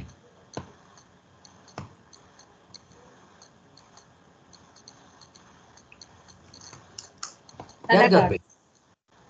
ನಾನು ಯಾರು? ನಾನು ಜೀವಪ್ಪನಿಗೆ. ನೀವು ಆತ್ಮನಾಗಿ ನಿಂತ್ಕೊಂಡ್ರೆ ವಿಷಯಗಳು ಯಾಕೆ ಬೇಕು? ಬೇಕಾಗುತ್ತಿಲ್ಲ ಅಲ್ವಾ? ನೋಡ್ರಿ ಹೇಗಿದೆ. ಅಲ್ಲಿಗೆ ಹಗ್ಗನ ಇಟ್ಕೊಂಡೆ ನಾವು ಅದು ಹಾವಲ್ಲ ಅಂತ ಹೇಳ್ಬೇಕಲ್ವಾ? ಹಗ್ಗನು ಬೇಕಲ್ವಾ ಸ್ವಾಮಿ? ಅದಕ್ಕೆ ಅದು ಬೇಕಷ್ಟೇ. ನೋಡ್ಕೊಂಡು ಅದ್ರ ಮೇಲೆ ಅನಲೈಸ್ ಮಾಡಕ್ಕೆ. ವ್ಯವಹಾರದಲ್ಲಿ ನಾನು ಅಂತ ಹೇಳಿದರೂ ಅಲ್ಲಿಗೆ ವಿಷಯಗಳು ಈ ಜೀವಪ್ಪನಿಗೆ ಬೇಕಾಗಿರೋದು. ಆತ್ಮನಲ್ಲಿ ನಿಂತ್ಕೊಂಡ್ರೆ ವಿಷಯಗಳು ಯಾಕೆ ಬೇಕು? ಈಗ ಆಯ್ತಪ್ಪ, ಈ ಜೀವಪ್ಪನಿಗೆ ತಾನೇ ವಿಷಯಗಳು ಯಾಕೆ ಬೇಕು? ಪ್ರಶ್ನೆ. ಜೀವಪ್ಪನಿಗೆ ತಾನೇ ವಿಷಯಗಳು ಯಾಕೆ ಬೇಕು? ಯಾಕೆ ಬೇಕು? ವ್ಯವಹಾರಕ್ಕೆ, ಆ ವ್ಯವಹಾರದ ದೃಷ್ಟಿಯಿಂದ. ವ್ಯವಹಾರಕ್ಕೆ ಯಾಕೆ ಬೇಕು? ಶರೀರ ಧರ್ಮ, ಗಂಡ ಹೆಂಡತಿ ಮಕ್ಕಳು ಎಲ್ಲ ನೋಡ್ಕೊಬೇಕು ಎಲ್ಲ ಇರುತ್ತಲ್ಲ, ಅದರಿಂದ ಅನಿಯಾದಿಕ್ ಬೇಕು. ಜೀವಪ್ಪನ್ಗೆ ಏನಾದ್ರೂ ಇದ್ರೇನೆ ಅದು ಇರಕ್ಕಾಗೋದು. ಅದಕ್ಕೋಸ್ಕರ ಆನಂದಕ್ಕೋಸ್ಕರ ಸರ್, ಆನಂದಕ್ಕೋಸ್ಕರ ಹಿಡ್ಕೊಳ್ರಿ. ನೀವು ಏನ್ ಬೇಕಾದ್ರೂ ಹೇಳ್ರಿ. ನಿನ್ನೆ ನಮ್ಮ ಆಶ್ರಮದಲ್ಲಿ ಪ್ರತಿಯೊಬ್ರು ಗುರಿ ಕೇಳ್ತಾ ಇದ್ರು. ಒಬ್ಬೊಬ್ಬರು ಒಂದೊಂದು ಹೇಳಕ್ ಶುರು ಮಾಡಿದ್ರು, ಒಬ್ಬೊಬ್ರು ಒಂದೊಂದು. ಅಲ್ಲಿ ಹೇಳಿದ್ದೇನು ಗೊತ್ತಾ? ನನ್ನ ಗುರಿ ಏನಪ್ಪಾ ಅಂದ್ರೆ ನನ್ನ ಮಗಳು ಯಾವಾಗಲೂ ಸಂತೋಷವಾಗಿರ್ಬೇಕು. ಇನ್ನು ಕೆಲವರು ನಾನು ಮೋಕ್ಷ ಬೇಕು, ಇನ್ನು ಕೆಲವರು ನಾನೊಂದು ಮನೆ ಕಟ್ಟಬೇಕು, ಇನ್ನು ಕೆಲವರು ನಾನು ಸಾವಿರಾರು ಜನಕ್ಕೆ ಕೆಲಸ ಕೊಡಿಸ್ಬೇಕು. ಎಲ್ಲ ಬೇರೆ ಬೇರೆ. ನೀವು ಎಷ್ಟು ಬೇಕಾದರೂ ಹೇಳ್ರಿ. ಕೊನೆಗೇನೋ ನಿಮ್ಮ ಮಗು ಚೆನ್ನಾಗಿದ್ದರೆ ನಿಮ್ಗೇನೋ, ನಾನು ಖುಷಿಯಾಗಿರ್ತೀನಿ, ಆನಂದವಾಗಿರ್ತೀನಿ. ಹಣ ಜಾಸ್ತಿ ಸಂಪಾದನೆ ಮಾಡಬೇಕು ಏನೋ, ಆಮೇಲೆ ಹಾಯವಾಗಿರ್ತೇನೆ. ಮನೆ ಕಟ್ಟಿದ ಮೇಲೆ ಮನೆ ಕಟ್ಬಿಟ್ಟು ನನ್ನ ಗುರಿ, ಆಮೇಲೆ ಏನೋ ಮನೆ ಕಟ್ಟಿದ ಮೇಲೆ ನಾನು ಎಂಜಾಯ್ ಮಾಡ್ತೀನಿ, ಹಾಯವಾಗಿರ್ತೀನಿ. ಪ್ರತಿಯೊಂದಕ್ಕೂ ಕೊನೆಗೆ ಇದೆ. ಎಷ್ಟು ಚೆನ್ನಾಗಿದೆ ನೋಡ್ರಿ, ಎಲ್ಲಿಗೆ ತಗೊಂಡ್ಬರ್ತಾರೆ. ಸೊ ದೇವತೆಗಳಿಂದ ಹಿಡಿದು ಈ ಹುಲ್ಲುಗಡ್ಡೆವರೆಗೂ ಪ್ರತಿಯೊಬ್ಬರು ಆನಂದಕ್ಕೋಸ್ಕರ ಬದುಕ್ತಾ ಇದ್ದಾರೆ. ಅದು ಇಲ್ಲದೆ ಇದ್ದಿದ್ರೆ ಶೂನ್ಯ ಪ್ರಪಂಚ ಹಂಗಾಗ್ಬಿಡ್ತಾ ಇತ್ತು. ಸೊ ಅಲ್ಲಿಗೆ ಪ್ರತಿಯೊಬ್ಬನಿಗೂ ಏನೋ ಮಾಡ್ತಾರೆ, ಬಟ್ ಯಾತಕ್ಕಾಗಿ? ಹುಟ್ಟದಾಗಲಿಂದ ಸಾಯೋವರೆಗೂ, ಬೆಳಿಗ್ಗೆಯಿಂದ ರಾತ್ರಿವರೆಗೂ 24 ಗಂಟೆ. ಮನುಷ್ಯ ಮಾತ್ರ ಅಲ್ಲ, ದೇವತೆಗಳಿಂದ ಹಿಡಿದು ಪ್ರಾಣಿಗಳವರೆಗೂ. ಯಾಕೆ ಅಂತಂದರೆ ಆನಂದಕ್ಕೋಸ್ಕರ. ಅದಕ್ಕೋಸ್ಕರ ಎಷ್ಟು ಮಾಡ್ತಾರೆ ಹೇಳ್ರಿ? ಬೆಟ್ಟ ಕಲ್ಲೆತ್ತಾಗ್ತಾ ಇರ್ತಾರೆ, ಅಥವಾ ಕತ್ಲೆ ರೂಮ್ನಲ್ಲಿ ಈ ಕಡೆ ಸಾಮಾನು ಆ ಕಡೆಗೆ ಇಡ್ತಾರೆ. ಹೀಗೆ ಮಾಡೋದೆಲ್ಲ ಇಷ್ಟೇ ನಾವು. ಹೀಗೆ ಆದರೆ ನಮ್ಗೆ ಚೆನ್ನಾಗಿ ಅರ್ಥ ಆಗಿದೆ ಇವಾಗ. ಇದು ಇಂಪಾರ್ಟೆಂಟ್. ವಿಷಯಗಳು ಯಾರಿಗಾಗಿ ಬೇಕು? ತನಗಾಗಿ, ತನ್ನವರಿಗಾಗಿ. ಈಗ ತನ್ನವರಿಗಾಗಿ ಬೇಕಾಗಿದ್ದು ಕೂಡ ಇಂಡೈರೆಕ್ಟಾಗಿ ತನಗಾಗಿಯೇ. ಹೇಳುವಾಗ ಹಂಗೆ ಹೇಳ್ತೀವಿ, ನನಗಾಗಿಯೇ. ನನ್ನ ಮಗ ಚೆನ್ನಾಗಿ ಓದಿ ಅಮೇರಿಕಾಗೆ ಹೋಗಿ ದುಡ್ಡು ಸಂಪಾದನೆ ಮಾಡಿದ್ರೆ ನನಗೆ ಲಾಭ ಬರುತ್ತೆ, ಅಥವಾ ನನಗೂ ಕೊಡ್ತಾನೆ, ಏನೋ ಒಂದು ಖುಷಿ. ನನಗೆ ಕೊಡ್ತಾನೆ, ಅವನು ನಾನು ಚೆನ್ನಾಗಿ ನೋಡ್ಕೊತಾನೆ ಅನ್ನೋದು. ಅವನು ನೋಡ್ಕೊತಾನೋ ಬಿಡ್ತಾನೋದು ಆಮೇಲೆ ಅದು ಬೇರೆ. ಹೇಗಿರುತ್ತೆ ನೋಡ್ರಿ. ಒಬ್ಬರಿಗೆ 5 ಜನ ಮಕ್ಕಳು, ಎಲ್ಲರೂ ಅಮೇರಿಕಾದಲ್ಲಿದ್ದಾರೆ. ಯಾರೂ ಇಲ್ಲಿಗೆ ಬರಲಿಲ್ಲ. ತಂದೆ ತಾಯಿಗೆ ತುಂಬ ವಯಸ್ಸಾಯಿತು. ನಿಮ್ಗೆ ಎಷ್ಟು ಬೇಕಾದ್ರೂ ದುಡ್ಡು ಕೊಡ್ತೀವಿ ಸರ್, ನಾವು ಆಶ್ರಮದಲ್ಲಿ ಇಡ್ತೀವಿ, ಮಾಡ್ತೀವಿ, ನೋಡ್ಕೊಡ್ರಿ. ತಿಂಗಳಿಗೆ 65,000. ಹೋದ್ರೆ ಹೋಯ್ತು, ನಮಗೇನಂತೆ, ಎಷ್ಟು ಬೇಕಾದರೂ ಹೋಗಿ. ಹೇಗಿದೆ ನೋಡಿ ಹಾಗೆ. ಆದ್ದರಿಂದ ಹೀಗೆಲ್ಲ ಇರುತ್ತೆ. ತನ್ನ ಹತ್ತಿರಕ್ಕೆ ಬಂದದ್ದನ್ನೆಲ್ಲ ಪ್ರೀತಿ ಎಂಬನ್ನು ಹೆಚ್ಚು ಹೆಚ್ಚಾಗಿ ಪ್ರೀತಿಸ್ತಾನೆ. ಇದು ಕನ್ಫರ್ಮ್ ಆಗ್ಬೇಕು ನಮ್ಗೆ ಚೆನ್ನಾಗಿ. ಏನಿದರ ಅರ್ಥ? ತನ್ನ ಹತ್ತಿರಕ್ಕೆ ಬಂದಷ್ಟು ಅದನ್ನು ಹೆಚ್ಚು ಪ್ರೀತಿಸ್ತಾನೆ. ಏನಿದರ ಅರ್ಥ?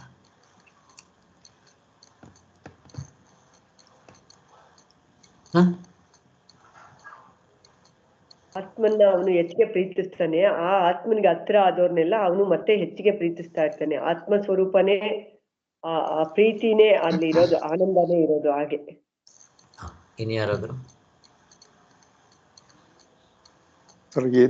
ಈ ಜ್ಞಾನ ಇಲ್ಲದೆ ಇರೋವರೆಗೂ, ಜ್ಞಾನ ಆದ್ಮೇಲೆ ಒಂದು, ಜ್ಞಾನ ಇಲ್ಲ ಆಗೋ ಮೊದಲು ಒಂದು, ಜ್ಞಾನ ಆಗೋ ಮೊದಲು ಜೀವಪ್ಪ ಏನ್ ಮಾಡ್ತಾನೆ, ನನ್ನದು ಅಂದ್ರೆ ಹತ್ತತ್ರ ಇರುತ್ತೆ. ಪ್ರಾಣ ಆಗ್ಬೋದು, ಬುದ್ಧಿ, ಜ್ಞಾನ, ಮತ್ತೆ ಅವನ ಮನಸ್ಸು, ಇದೆಲ್ಲ ಫಸ್ಟ್ ಅದನ್ನು ಪ್ರಯತ್ನ.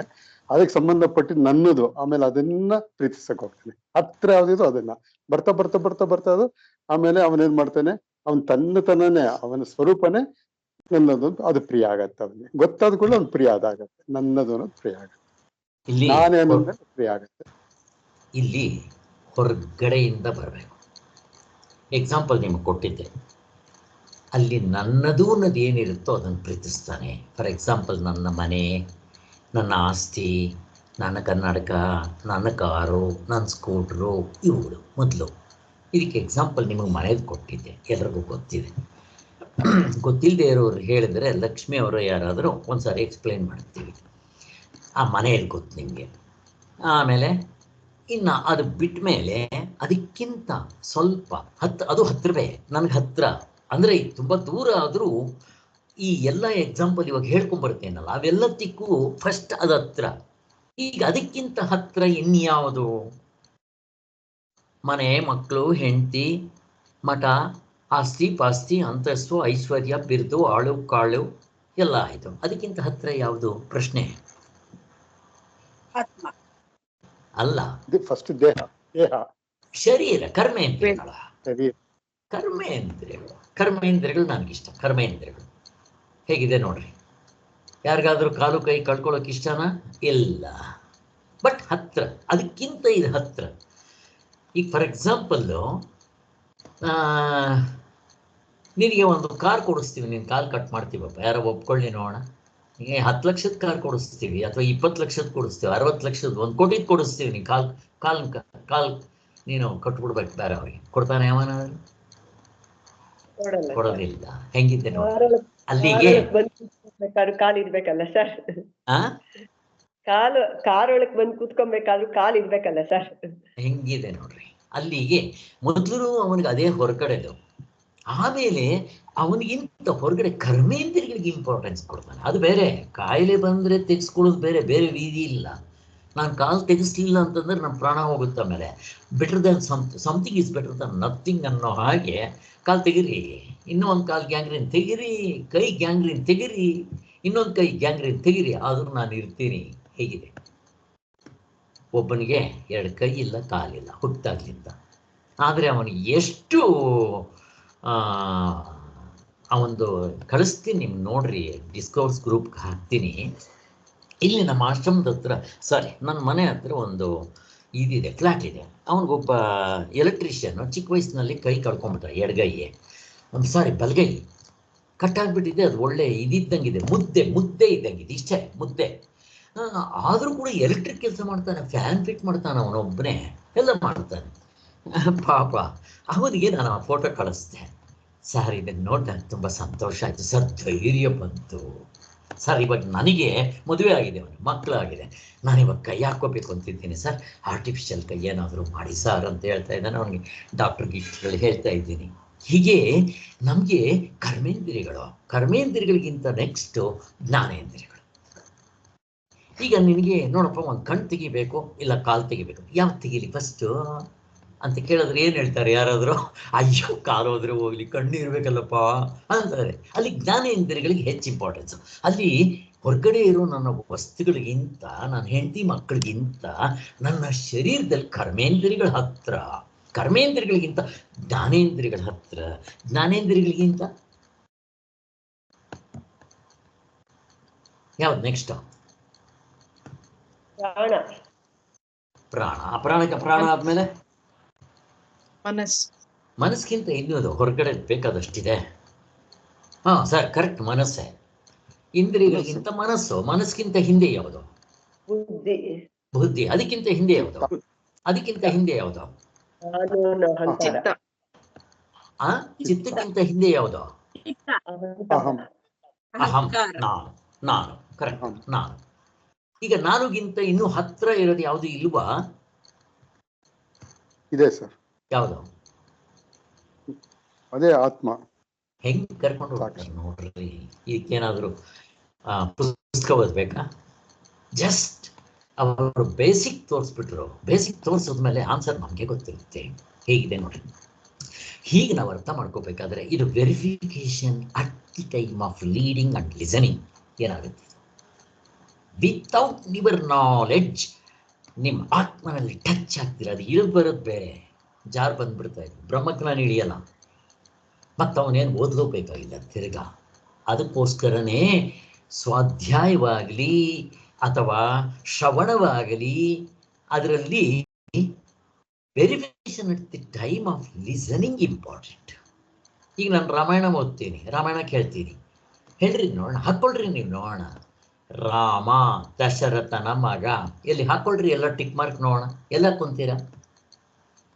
ಪುರಾಣದಲ್ಲಿ ನಡೆದಿದೆ, ನಾವು ಪುಸ್ತಕದಲ್ಲಿ ಓದಿದ್ದೀವಿ ಅಂತ ಕಂತೆ. ಹಾಕ್ಕೊಳ್ರಿ ನೋಡೋಣ ಹೆಂಗಿದೆ.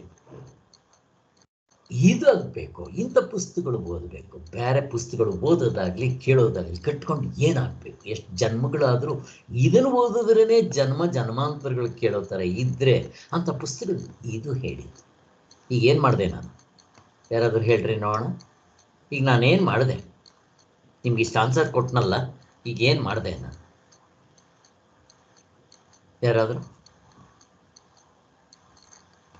ಪ್ರತಿ ಮೂಮೆಂಟ್ನಲ್ಲೂ ಅದು ನಡೀತಾ ಇರಬೇಕು. ನಿತ್ಯ ಅನಿತ್ಯ ವಸ್ತು ವಿವೇಕ, ಇದು ನಿತ್ಯ, ಬೇರೆದು ಇದು ಕಂಪೇರ್ ಮಾಡಿದ್ರೆ ಅದು ಅನಿತ್ಯ.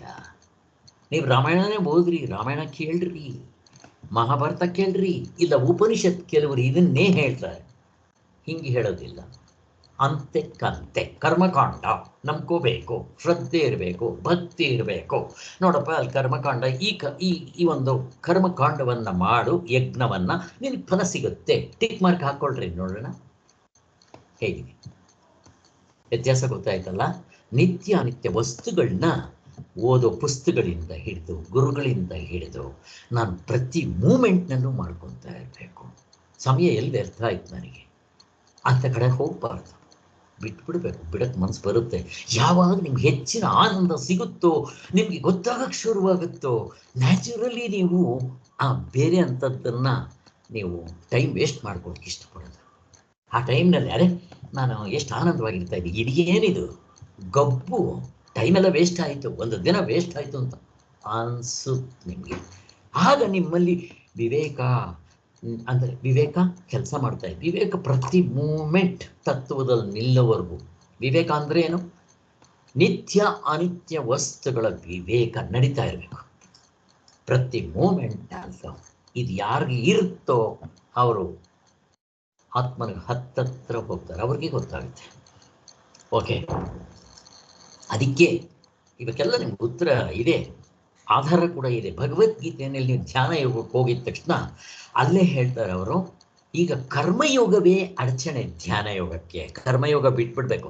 ಕರ್ಮಯೋಗ ದಿ ಗ್ರೇಟ್ ಸಾಧನೆ, ಅದು ಬೇರೆ. ಫಸ್ಟ್ ನೀವು ಮಾಡಿರ್ಬೇಕು. ನಿಮಗೆ ಧ್ಯಾನ ಮಾಡೋಕ್ಕೆ ಯೋಗ್ಯತೆ ಬಂದಾಗ ಅದನ್ನು ಬಿಡಬೇಕು. ಇಲ್ಲಿ ಯೋಗ್ಯತೆನೂ ಬರುತ್ತೆ, ಅದನ್ನೂ ಮಾಡದೆ ಇದ್ದರೆ ನೀವು ಮಧ್ಯದಲ್ಲಿ ಸಿಕ್ಕಾಕೊಂತೀರ, ಹೋಯ್ತು. ಅದು ಇಲ್ಲ, ಇದು ಇಲ್ಲ, ಹಂಗಾಗ್ಬಿಡುತ್ತೆ. ಹಂಗೆ ಮಾಡ್ಕೋಬಾರ್ದು. 1ನೇ ಕ್ಲಾಸ್ನಲ್ಲಿ ಓದ್ತಾ ಇರೋನು ನಮ್ಮ ಅಣ್ಣ ಮಿಡ್ಲ್ ಸ್ಕೂಲ್ಗೆ ಹೋಗ್ತಾನೆ, ನಾನೇ ಇಲ್ಲಿ ಹೋಗೋದು ಅಂತ. ಅಲ್ಲಿ ಹೋದರೆ ಅಲ್ಲಿ ಅದು ಅರ್ಥ ಆಗಲ್ಲ, 1ನೇ ಕ್ಲಾಸು ಹೋಯ್ತು, ಎರಡೂ ಹೋಗುತ್ತೆ. ಅದಕ್ಕೆ ಸ್ಟೆಪ್ ಬೈ ಸ್ಟೆಪ್ ಹೋಗಬೇಕು. ನಿಮಗೆ ಹೇಗೆ ಗೊತ್ತಾಗುತ್ತೆ, ಓಹೋ ಈ ಕರ್ಮಯೋಗ ನನಗೆ ವೇಸ್ಟ್ ಅನ್ಸಕ್ಕೆ ಶುರುವಾಗುತ್ತೆ. ಅವಾಗ ಏನು ಮಾಡ್ತೀರಾ? ಕರ್ಮಯೋಗ ಬಿಡ್ತೀರಾ. ಆಗ ಏಕಾಂತವಾಸ, ಮೌನ, ಧ್ಯಾನ, ಹೆಚ್ಚಿನ ಸಾಧನೆ ಮಾಡುವಾಗ ಕಡಿಮೆ ಸಾಧನೆ ಮೇಲೆ ನಮಗೆ ಮೋಹ ಬರೋದಿಲ್ಲ. ಯಾಕೆ? ನಿಮ್ಮ ಕಾಸಿಗೆ ತಕ್ಕಂತೆ ಕಚ್ಚೆ, ಅವಾಗ ಇನ್ನೂ ಹೆಚ್ಚಿನ ಆನಂದ ಸಿಗುತ್ತೆ. ಸಾಕಿಷ್ಟು ಮುಂದಕ್ಕೆ ಹೋಗೋಣ. ಅಲ್ಲಿ ಹತ್ತತ್ರ ಹೋದಷ್ಟು ತನ್ನ ಹತ್ತಿರಕ್ಕೆ ಬಂದದ್ದನ್ನೆಲ್ಲ ಪ್ರತಿಯೊಬ್ಬನು ಹೆಚ್ಚೆಚ್ಚಾಗಿ ಪ್ರೀತಿಸ್ತಾನೆ, ತನ್ನನ್ನು ಎಲ್ಲಕ್ಕಿಂತಲೂ ಹೆಚ್ಚು ಪ್ರೀತಿಸ್ತಾನೆ. ಫಸ್ಟ್ ಜೀವಪ್ಪ, ಇದು ಜೀವಪ್ಪನಿಗಿಂತ ಹೆಚ್ಚು ಇನ್ನು ಹಿಂದಕ್ಕೆ ಈ ಕ್ಲೀನಾಗಿ ಕನ್ಕೊಂಡ್ಬಿಟ್ವಿ. ಈ ಜೀವಪ್ಪ ಕನ್ಸ್ಗೆ ಹೋಗಲ್ಲ, ಆ ಜೀವಪ್ಪ ಇಲ್ಲಿಗೆ ಬರಲ್ಲ, ಇವರಿಬ್ಬರು ನಿದ್ದೆಗೆ ಬರಲ್ಲ, ಆದರೂ ನಾನು ಇದ್ದೀನಿ. ಯಾವುದರಿಂದ ಗೊತ್ತಾಯಿತು?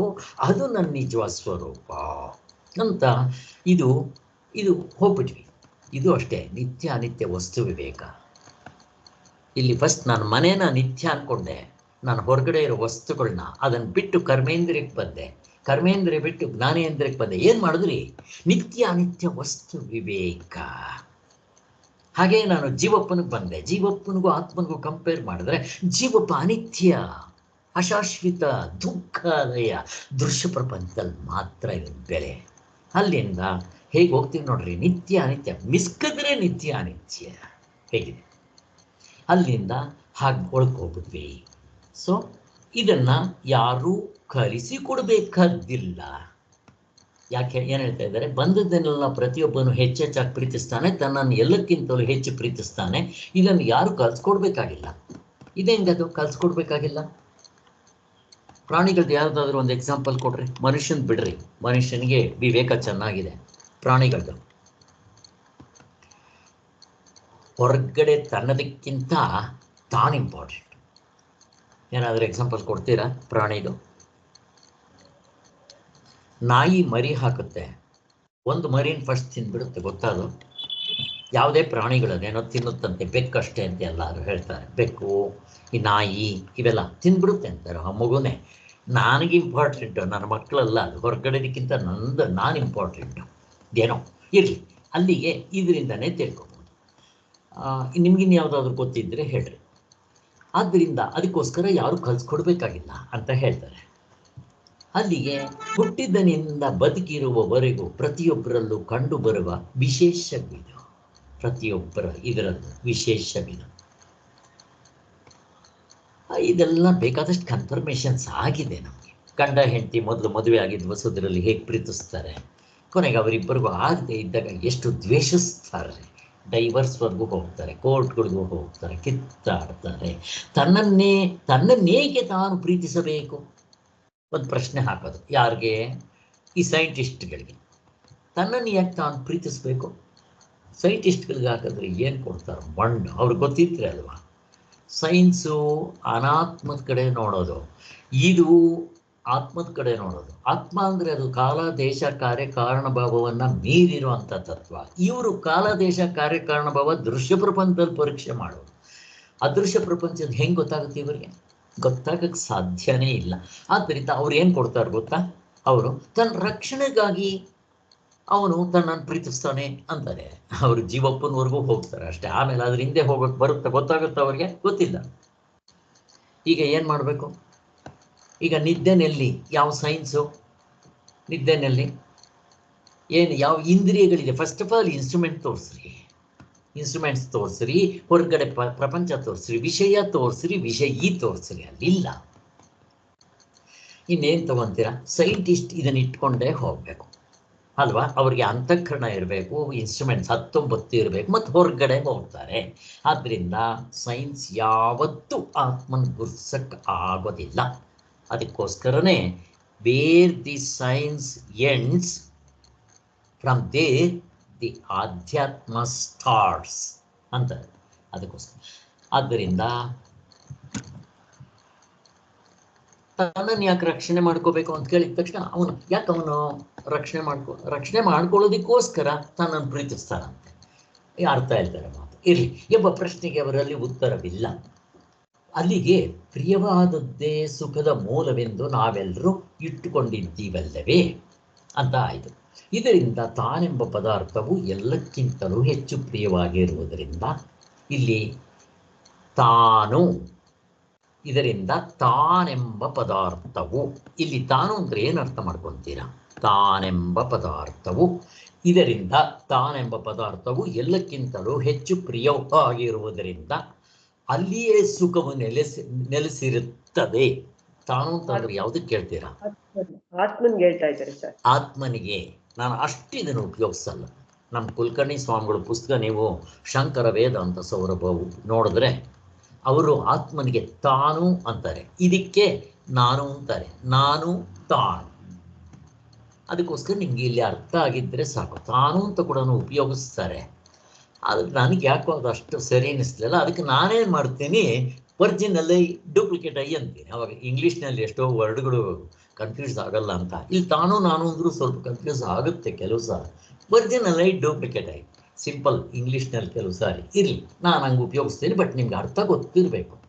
ಅದಕ್ಕೋಸ್ಕರ ಅಲ್ಲಿ ತಾನು ಅಂತಲೇ ಹೇಳ್ತಾ ಬರ್ತಾರೆ. ಅಲ್ಲಿ ತಾನು ನಾನು ಅಂತ ಹೇಳ್ತಾರೆ. ಅಲ್ಲಿಗೆ ತನ್ನಲ್ಲಿ ಸುಖವಿಲ್ಲದಿದ್ದರೆ ತನ್ನಲ್ಲಿ ತನಗೆ ಅಷ್ಟೊಂದು ಪ್ರಿಯವೇತಕ್ಕೆ. ಈಗ ನನ್ನಲ್ಲಿ ನನಗೆ ತುಂಬ ಪ್ರೀತಿ, ನಾನು ಅಂತಂದರೆ ಇಲ್ಲಿ ನಿಜವಾದ ರಿಯಲ್ ಐ. ಅಲ್ಲಿ ಯಾಕೆ ಪ್ರೀತಿಸ್ತಾರೆ ಅಂತಂದರೆ ಯಾಕೆ ಪ್ರಶ್ನೆ? ಆನಂದ. ಏನ್ ಕಾಕಮ್ಮನ ಕತೆ ಗೋವಮ್ಮನ ಕತೆನಾ? ಏನ್ ಹೆಂಗೆ ಹೇಳ್ತೀರಾ ಆನಂದ ಅಂತ? ನಮ್ಮ ಅನುಭವದಲ್ಲೇ ಇದೆಯಲ್ಲ ಸರ್, ಗಾರ್ಡನ್ ಇದ್ರೆ ಅನುಭವದಲ್ಲಿ ಆನಂದ. ನಿದ್ದೆಗೆ ಹೋಗ್ರಿ. ಏನ್ ಪ್ರಾಬ್ಲಮ್ ಇದೆ ಹೇಳ್ರಿ ನೋಡ. ಇದಕ್ಕಿಂತ ಇನ್ನೇನ್ ಬೇಕು? ಮುಗಿದೋಯ್ತು. ಹೇಗೆ ತೋರಿಸ್ತಾರೆ ನೋಡ್ರಿ. Instant results, cash and carry. ನೀವು ನೋಡ್ಕೊಳ್ಳೋಕೆ ಬಂತು ಅಂದರೆ ಇಮಿಡಿಯೇಟ್ ಇಲ್ಲೇ ಕ್ಯಾಶ್ ಆ್ಯಂಡ್ ಕ್ಯಾರಿ. ನೀವು ದುಡ್ಡು ಕೊಟ್ರಿ ತಗೊಳ್ರಿ ನಿಮ್ಮ ವಸ್ತು, ನಿದ್ದೆಗೆ ಹೋದ್ರಿ ಇಮಿಡಿಯೇಟ್ ಆನಂದ. ಹೇಗಿದೆ, ನಂಬೇಕಾ ಇದು? ಉಪನಿಷತ್ ಭಗವದ್ಗೀತೆ ಓದಬೇಕಾ ಇದಕ್ಕೆ? ಎಂಥದ್ದು ಇಲ್ಲ. ಹಾಗೆ ತೋರಿಸ್ತಾರೆ. ಇದು ಹೆಚ್ಚುಗಾರಿಕೆ ಯಾರ್ದು? ಶಂಕರಾಚಾರ್ಯ ತೋರಿಸಿರೋದೇ ಹೀಗೆ. ಅದನ್ನು ಸಚ್ಚಿದಾನಂದ ಸರಸ್ವತಿ ಸ್ವಾಮಿಗಳು ಹೈಲೈಟ್ ಮಾಡಿದ್ದಾರೆ ಅಷ್ಟೇ. ಆದ್ದರಿಂದ ಅವ್ರು ಇಲ್ಲದೆ ಇದ್ದಿದ್ದರೆ ನಮ್ಗೆ ಈ ಥರ ಅರ್ಥ ಆಗ್ತಾ ಇರಲಿಲ್ಲ. ಕನ್ನಡದಲ್ಲಿ ಬರೆದಿದ್ದಾರೆ, ಅದೇ ಸಂತೋಷ ಸುದ್ದಿ. ಮನುಷ್ಯನು ತಾನು ಎಂದು ಯಾವ್ಯಾವುದನ್ನು ಕಲ್ಪಿಸಿಕೊಳ್ತಾನೋ ಅದೆಲ್ಲ ಪ್ರೀತಿಸ್ತಾ ಇರ್ತಾನೆ. ಸಾಮಾನ್ಯರು ಶರೀರವೇ ತಾವೆಂದು ತಿಳಿದುಕೊಂಡಿರುವುದರಿಂದ ನಾವೆಲ್ಲ ಒಂದು ಕಡೆಯಿಂದ ಬಂದ್ಬಿಟ್ವಿ. ಶರೀರವೇ ತಾವೆಂದು ತಿಳಿದುಕೊಂಡಿರುವುದರಿಂದ ಶರೀರಕ್ಕಾಗಿ ಯಾವುದನ್ನಾದರೂ ಬಿಟ್ಟು ಬಿಡುವುದಕ್ಕೆ ಸಿದ್ಧರಾಗಿರ್ತಾರೆ ಅಂತ. ಹಾಗೆ ಅಲ್ಲಿವರೆಗೂ, ಇವಾಗ ಇಲ್ಲಿವರೆಗೂ ನಾವು ಮಾಡ್ಕೊತಾ ಬಂದ್ವಿ. ಆಯ್ತಪ್ಪ. ಶರೀರಕ್ಕಾಗಿ ಯಾವುದನ್ನಾದರೂ ಬಿಟ್ಬಿಡುವುದಕ್ಕೆ ಸಿದ್ಧರಾಗಿರ್ತಾರೆ. ಆಗ ಸ್ವಲ್ಪ ವಿಚಾರಿಸಿದ ಮೇಲೆ ಶರೀರಕ್ಕಿಂತ ಪ್ರಾಣವು ಮೇಲೆಂದು ಅವ್ರಿಗೆ ಗೊತ್ತಾಗುತ್ತೆ. ನಾವೆಲ್ಲ ಮಾಡ್ಕೊಂಬಂದ್ಬಿಟ್ವಿ ಇದನ್ನು. ನಾವು ಇಲ್ಲಿ ಸ್ಟೆಪ್ ಬೈ ಸ್ಟೆಪ್ ಬಂದ್ವಿ ಹೊರಗಡೆಯಿಂದ. ಈಗ ಹೊರಗಡೆ ಇರೋ ವಸ್ತುಗಳನ್ನ ಏನಂತಾರೆ? ಈ ಆಧ್ಯಾತ್ಮದ ಪ್ರಪಂಚದಲ್ಲಿರೋ ವಸ್ತುಗಳು ಎರಡೂ ಆಬ್ಜೆಕ್ಟೇ. ಏನಂತಾರೆ? ಆತ್ಮ ಅಂತ ಕರೀತಾರೆ. ಹೇಗೆ ಕರೀತಾರೆ? ವಿಷಯಗಳು ಮತ್ತೆ ವಿಷಯಿ ಅಲ್ಲ, ಎರಡೂ ಆಬ್ಜೆಕ್ಟ್ಸೇ. ಅನಾತ್ಮ. ಕರೆಕ್ಟು, ಅನಾತ್ಮ. ಆದರೆ ಈ ಹೊರಗಡೆ ಇರೋದಕ್ಕೆ ಗೌಣ ಆತ್ಮ ಅಂತ ಕರೀತಾರೆ. ಗೌಣ ಆತ್ಮ. ಹಾಗಾದ್ರೆ ಈ ಶರೀರದನ್ನ ಏನಂತಾರೆ? ನಿತ್ಯಾತ್ಮ. ಮಿಥ್ಯಾತ್ಮ ಅಂತ ಕರೀತಾರೆ. ಇದು ಸ್ವಾಮಿಗಳ ಸ್ಟೈಲು. ಅದು ಗೌಣಾತ್ಮ. ಗೌಣ ಅಂತ ಫಸ್ಟ್ ಆಫ್ ಆಲ್ ಮಿಥ್ಯಾತ್ಮ ಗೌಣಾತ್ಮ ಎರಡು ಅನಾತ್ಮವೇ. ನಿಜವಾಗ್ಲೂ ಆತ್ಮ ಅಂತ ನಿಜವಾಗ್ಲೂ ಆತ್ಮನ್ನೇ ಆತ್ಮ ಅಂತ ಅನ್ಬೇಕು. ಇಲ್ಲಿ ಇದು ಎಲ್ಲ ಗೊತ್ತಿದೆ ನಿಮಗೆ. ಇದಕ್ಕೆ ಇನ್ನೂ ಸ್ಪಷ್ಟವಾಗಿ ಅರ್ಥ ಆಗಬೇಕು ಅಂದರೆ ಯಾರಾದರೂ ಬೇರೆ ಎಕ್ಸಾಂಪಲ್ ಕೊಡ್ತೀರಾ? ಬೇಕಾದ್ರೆ ಸಲ ಹೇಳಿದ್ದೀನಿ. ಇಲ್ಲಿ ಆತ್ಮ ಅಂತ ಎಲ್ಲದಕ್ಕೂ ಕರೆದು ಬಿಡ್ತಾರೆ ಅಲ್ಲಿ. ಆದರೆ ಅಲ್ಲಿ ಆ ಸಂದರ್ಭಕ್ಕೆ ತಕ್ಕಂತೆ ಏನು ಹೇಳ್ತಾ ಇದ್ದಾರೋ ಅದನ್ನು ನೀವು ಕನ್ಸಿಡರ್ ಮಾಡಬೇಕು. ಈಗ ಫಾರ್ ಎಕ್ಸಾಂಪಲ್ ನೋಡ್ರಿ, ನನ್ನ ಮಕ್ಕಳಂದ್ರೆ ನನ್ನ ಪ್ರಾಣನಪ್ಪ ಅಥವಾ ನನ್ನ ಆತ್ಮನಪ್ಪ ಅಂತ ನೋಡ್ರಿ. ಅದು ಆ ಮಕ್ಕಳನ್ನ ಆತ್ಮ ಅಂತ ಕರೀತಾನೆ. ಇನ್ನು ಕೆಲವು ಸಾರಿ ಈ ಶರೀರವನ್ನು ಆತ್ಮ ಅಂತ ಕರೀತಾನೆ. ಇನ್ನು ಕೆಲವು ಸಾರಿ ಪ್ರಾಣವನ್ನ ಆತ್ಮ ಅಂತ ಕರೀತಾರೆ. ಈಗ ನೋಡ್ರಿ, ಆತ್ಮಹತ್ಯೆ ಯಾವುದಕ್ಕೆ ಹೇಳ್ತಾರೆ? ಆತ್ಮಹತ್ಯೆ ಅಂದ್ರೆ ಯಾವುದಕ್ಕೆ ಹೇಳ್ತಾ ಇದ್ದಾರೆ ಇಲ್ಲ ಆತ್ಮ ಅಂತ ಪ್ರಶ್ನೆ ಕೇಳ್ತಾರೆ. ಶರೀರಕ್ಕೆ ಹೇಳ್ತಾರೆ. ಅವನು ಆತ್ಮಹತ್ಯೆ ಮಾಡಿಕೊಂಡ, ಸೂಯಿಸೈಡ್ ಮಾಡಿಕೊಂಡ, ಎಲ್ಲ ಒಂದೇ, ನೇಣಾಕೊಂಡ, ಶರೀರವನ್ನ ಕಳ್ಕೊಂಡ. ಇಲ್ಲಿ ಶರೀರಕ್ಕೆ ಆತ್ಮಹತ್ಯೆ ಅಂತಾರೆ. ಈ ದೇಹದಿಂದ ದೂರನಾದ ಏಕೆ ಆತ್ಮನೇ, ಈ ಸಾವು ನ್ಯಾಯವೇ. ಇಲ್ಲ ಆತ್ಮ ಅಂದ್ರೆ ಯಾವುದಕ್ಕೆ ಹೇಳ್ತಾರೆ? ಶರೀರಕ್ಕೆ ಸರ್, ಶರೀರ ಅಲ್ಲ. ಈಗ ಮನೆ ಮುಂದೆ ಅವರು ಯಾರಿಗೋ ಹಂಗಾಗದ್ ಬೇಡ. ಮನೆ ಮುಂದೆ ಸತ್ತೋಗಿರೋ ಶವ ಹಾಕೊಂಡು ಕೊಳೋ ಅಂತ ಆಡ್ತಾ ಇರ್ತಾರೆ. ನೋಡೋರೆಲ್ಲ ಬರ್ತಾ ಇರ್ತಾರೆ. ಯಾವಾಗ ಹೋದ್ರು? ಮೊನ್ನೆ ಹೋದ್ರು. ಈಗ ಹೋಗಿದ್ಯಾರು? ಇಲ್ಲಿ ಗುಂಡ್ಕಲ್ ತರ ಇರೋದು ಯಾರು? ವಿಚಾರ ಮಾಡಿರಲ್ಲ ನೋಡ್ರಿ.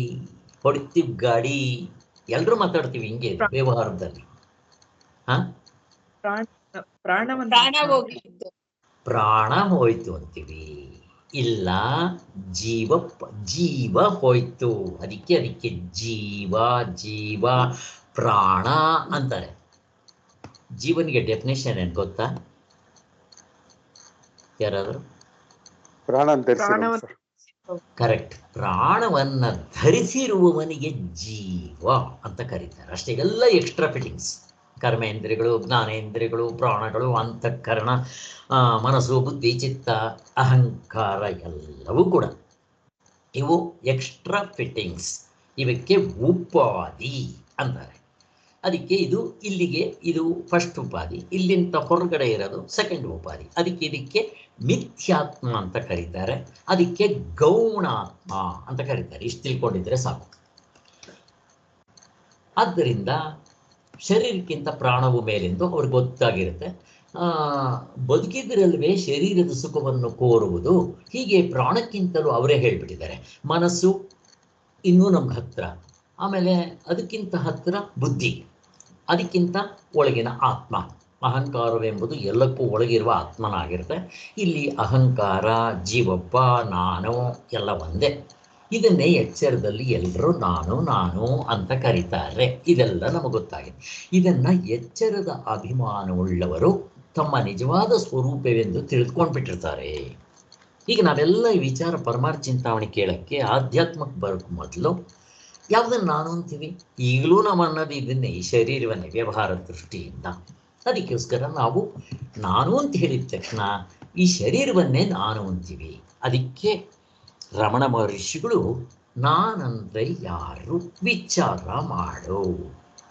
ವಿಚಾರ ಮಾಡದೆ ಇರೋದನ್ನ ನೀನು ಸತ್ಯ ಅಂತ ನಂಬ್ಕೊಂಡ್ರೆ ಟೋಪಿ ಬೀಳ್ತೀಯ.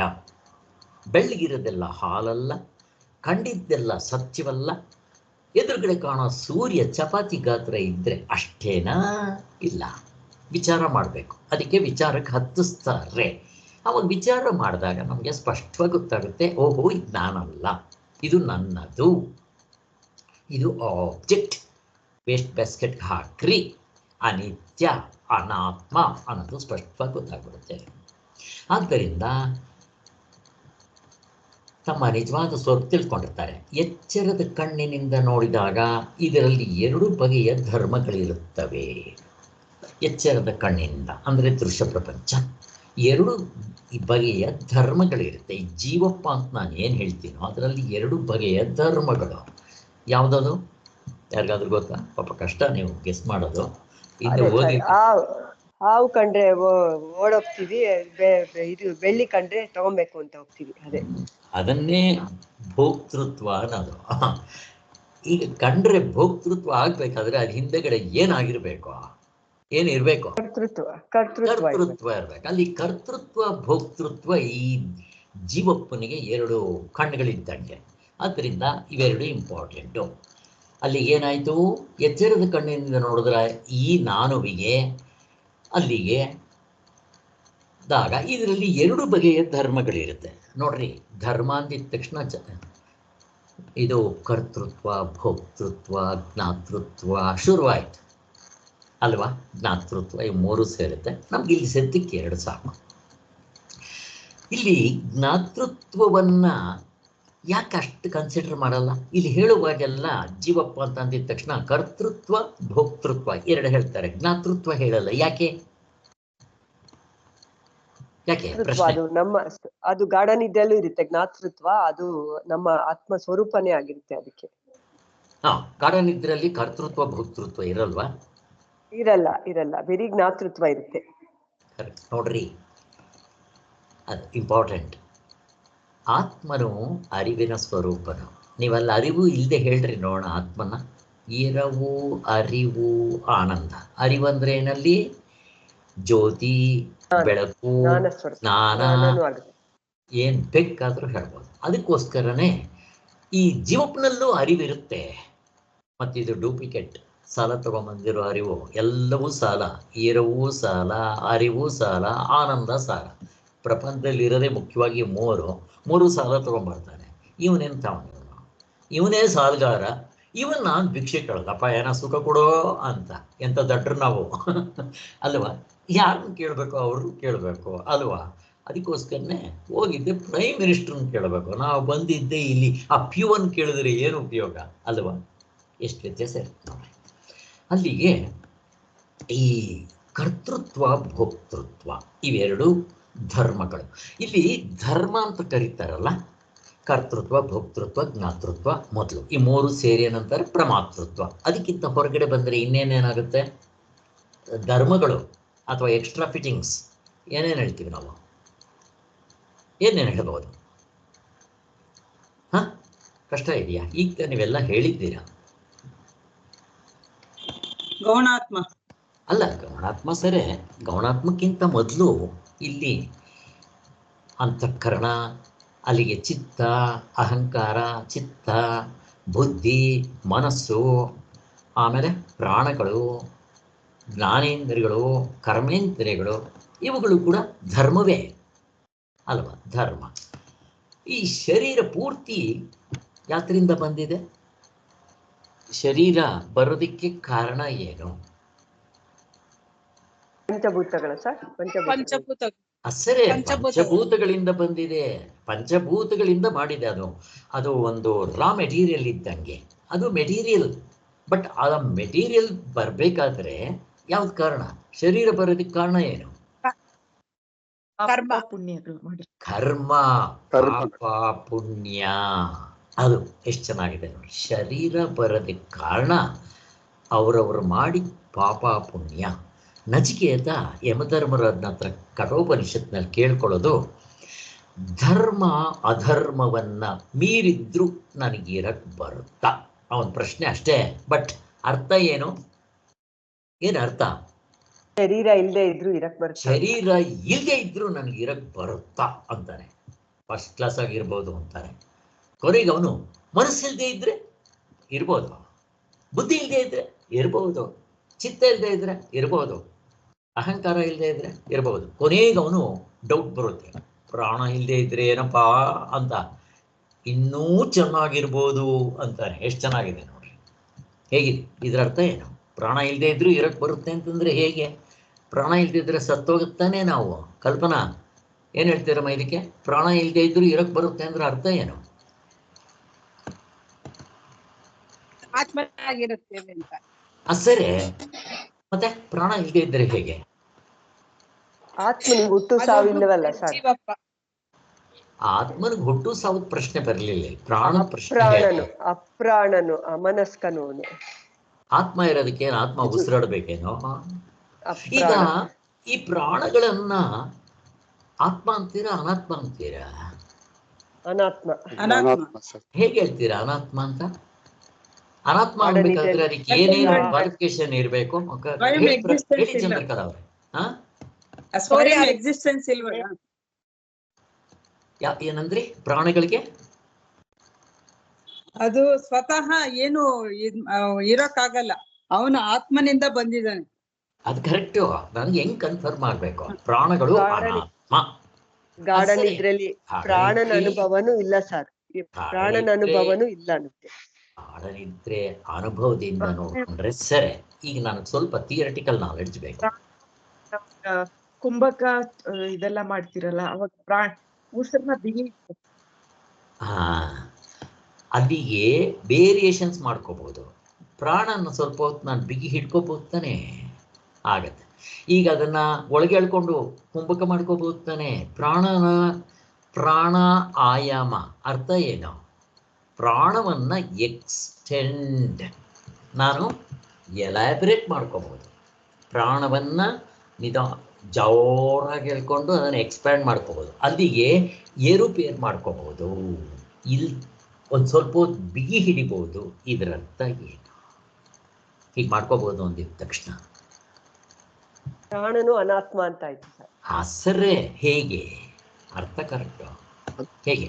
ಅದು ಸಬ್ಜೆಕ್ಟ್ ಮಾಡಿಫಿಕೈ ಸರ್. ಅದನ್ನು ಮಾಡಿಫೈ ಆಗುತ್ತೆ. ಮಾಡಿಫೈ ಆಗ್ತಾ ಇದೆ. ಜಾಸ್ತಿ ಮಾಡ್ಬೋದು, ಕಡಿಮೆ ಮಾಡ್ಬೋದು, ಇಲ್ದಂಗೆ ಮಾಡ್ಕೋಬಹುದು, ಎಲ್ಲ ಆಗ್ಬೋದು. ಎಲ್ಲದಕ್ಕಿಂತ ಹೆಚ್ಚಾಗಿ ಆಬ್ಜೆಕ್ಟ್, ಪ್ರಾಣ ಆಬ್ಜೆಕ್ಟ್ ತಾನೆ. ನನ್ನ ಪ್ರಾಣವನ್ನು ನಾನು ಗಮನಿಸ್ಬೋದು, ನೋಡ್ಬೋದು, ಆಬ್ಜೆಕ್ಟಿಫೈ ಮಾಡ್ಕೋಬಹುದು. ನಾನು ಒಂದು ಬದಲಾವಣೆ ಆಗುತ್ತೆ, ಒಂದು ಇಲ್ದಂಗೆ ಆಗುತ್ತೆ, ಇನ್ನೊಂದು ಮಾಡಿಫಿಕೇಶನ್ ಆಯ್ತಲ್ಲ. ಬದಲಾವಣೆ ಇಲ್ದಂಗೆ ಆಗುತ್ತೆ, ಮಾಡಿಫಿಕೇಶನ್ ಮಾಡ್ಕೋಬಹುದು ನಾನು. ನೋಡ್ರಿ ಹೇಗಿದೆ. ಎಲ್ಲನೂ ಅಷ್ಟೇ. ಕರ್ಮೇಂದ್ರಿಯಗಳು ಮೊದಲು ಇದ್ದಂಗೆ ಇರೋಲ್ಲ. ಆಮೇಲೆ ಎಲ್ಲ ಕರ್ಮೇಂದ್ರಿಯಗಳು, ಜ್ಞಾನೇಂದ್ರಿಯಗಳು, ಅಂತಃಕರಣ, ಮನಸ್ಸು, ಬುದ್ಧಿ ಒಂದು ಸಮಯ ಇದ್ದಂಗೆ ಇರೋಲ್ಲ. ಮನಸ್ಸು ಚೇಂಜ್, ಏರುಪೇರಾಗ್ತದೆ. ಇವತ್ತು ಚೆನ್ನಾಗಿದೆ, ಇವತ್ತು ಚೆನ್ನಾಗಿಲ್ಲ, ಎಲ್ಲ ನಾವೇ ಹೇಳ್ತೀವಿ. ಬುದ್ಧಿ ನಾನು ಈ ಸರಿ ಡಿಸೈಡ್ ಮಾಡಿದೆ, ಸರಿಯಾಗಿ ಮಾಡಿದೆ, ಆಮೇಲೆ ತಪ್ಪು ಅಂತ ಗೊತ್ತಾಯಿತು. ಹಾವು ಅಂತ ಡಿಸೈಡ್ ಮಾಡಿದ್ದೆ, ತಪ್ಪಾಯಿತು. ಹಗ್ಗ ನೋಡ್ರಿ, ಡಿಸಿಷನ್ ಚೇಂಜ್ ಆಯಿತು. ಚಿತ್ತ ಮೊದಲು ನೆನಪಿತ್ತು, ಇವಾಗ ನೆನಪಿಲ್ಲ, ಎಲ್ಲ ಹೆಚ್ಚು. ಅಹಂಕಾರ, ಸುಪೀರಿಯಾರಿಟಿ ಕಾಂಪ್ಲೆಕ್ಸ್, ಇನ್ಫೀರಿಯಾರಿಟಿ ಕಾಂಪ್ಲೆಕ್ಸ್ ಮುಗಿದೋಯ್ತು. ಎಲ್ಲಿ ಬದಲಾವಣೆ, ಚೇಂಜಸ್ಸು ಇಲ್ದಂಗಾಗೋದು ಮತ್ತು ನನಗೆ ವಿಷಯವಾಗಿರುತ್ತೆ, ಅಲ್ಲಿಗೆ ಅವಸ್ಥೆಗಳು ವಿಷಯ. ಅವಸ್ಥೆಗಳ ಒಳಗಡೆ ಇರೋ ಅರ್ಧ ಡಜನ್ ಆಬ್ಜೆಕ್ಟ್. ಯಾವುದು ಆಬ್ಜೆಕ್ಟು ನೀವು ಸಬ್ಜೆಕ್ಟ್ ಹಂಗೆ ಹಾಕ್ತೀರ, ಮುಗಿದೋಯ್ತು. ಇಷ್ಟು ಸಾಕು. ಈಗ ಇನ್ನು ಮುಂದಕ್ಕೆ ಬರೋಣ. ಅಲ್ಲಿಗೇನಾಯಿತು, ಅಲ್ಲಿಗೆ ಈಚೆ ಇಲ್ಲಿ 2 ಧರ್ಮಗಳಂತ ಹೇಳಿದ್ರು. ಅವಕ್ಕೆ ಇವೆಲ್ಲ ಧರ್ಮಗಳೇ ಆಯಿತು. ಬರೀ ಕರ್ತೃತ್ವ, ಭೋಕ್ತೃತ್ವ, ಜ್ಞಾತೃತ್ವ ಧರ್ಮ ಅನ್ಕೋಬೇಡ್ರಿ. ಮತ್ತೆ ಗುಣಗಳು ತಗೊಂಡ್ರು ಅದು ಧರ್ಮನೇ. ಗುಣ ಅಂದ್ರೆ ಏನು? ಸತ್ವಗುಣ, ತಮಗುಣ, ರಜೋಗುಣ ಅಂತಃಕರಣಕ್ಕೆ ಸೇರಿರೋದು. ಅದು ಅಷ್ಟೇ ಏರುಪೇರಾಗುತ್ತೆ ನೋಡ್ರಿ.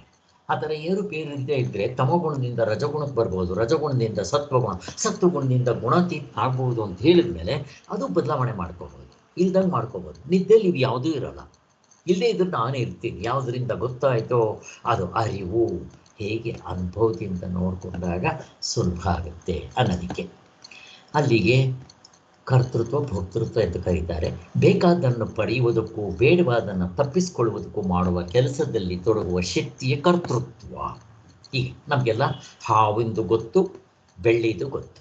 ಆದ್ದರಿಂದ ಇದಕ್ಕೆ ನಾವು ಅಷ್ಟು ಇದು ಮಾಡೋದು ಬೇಡ, ಮುಂದಕ್ಕೆ ಹೋಗೋಣ. ಇವಾಗ ಕರ್ತೃತ್ವ, ಭೋಕ್ತೃತ್ವ. ಕರ್ತೃತ್ವ ಭೋಕ್ತೃಗಳಿಂದ ವ್ಯವಹಾರದಲ್ಲಿ ನಾನೆಂಬ ಪದಾರ್ಥಕ್ಕೆ ಎಲ್ಲಕ್ಕಿಂತಲೂ ಹೆಚ್ಚಿನ ಸ್ಥಾನ ಬಂದಿರುತ್ತೆ. ಇಲ್ಲಿ ಎಲ್ಲದಕ್ಕಿಂತ ಹೆಚ್ಚಿನ ಸ್ಥಾನ ಭೋಕ್ತೃತ್ವಕ್ಕೆ. ಯಾಕೆ?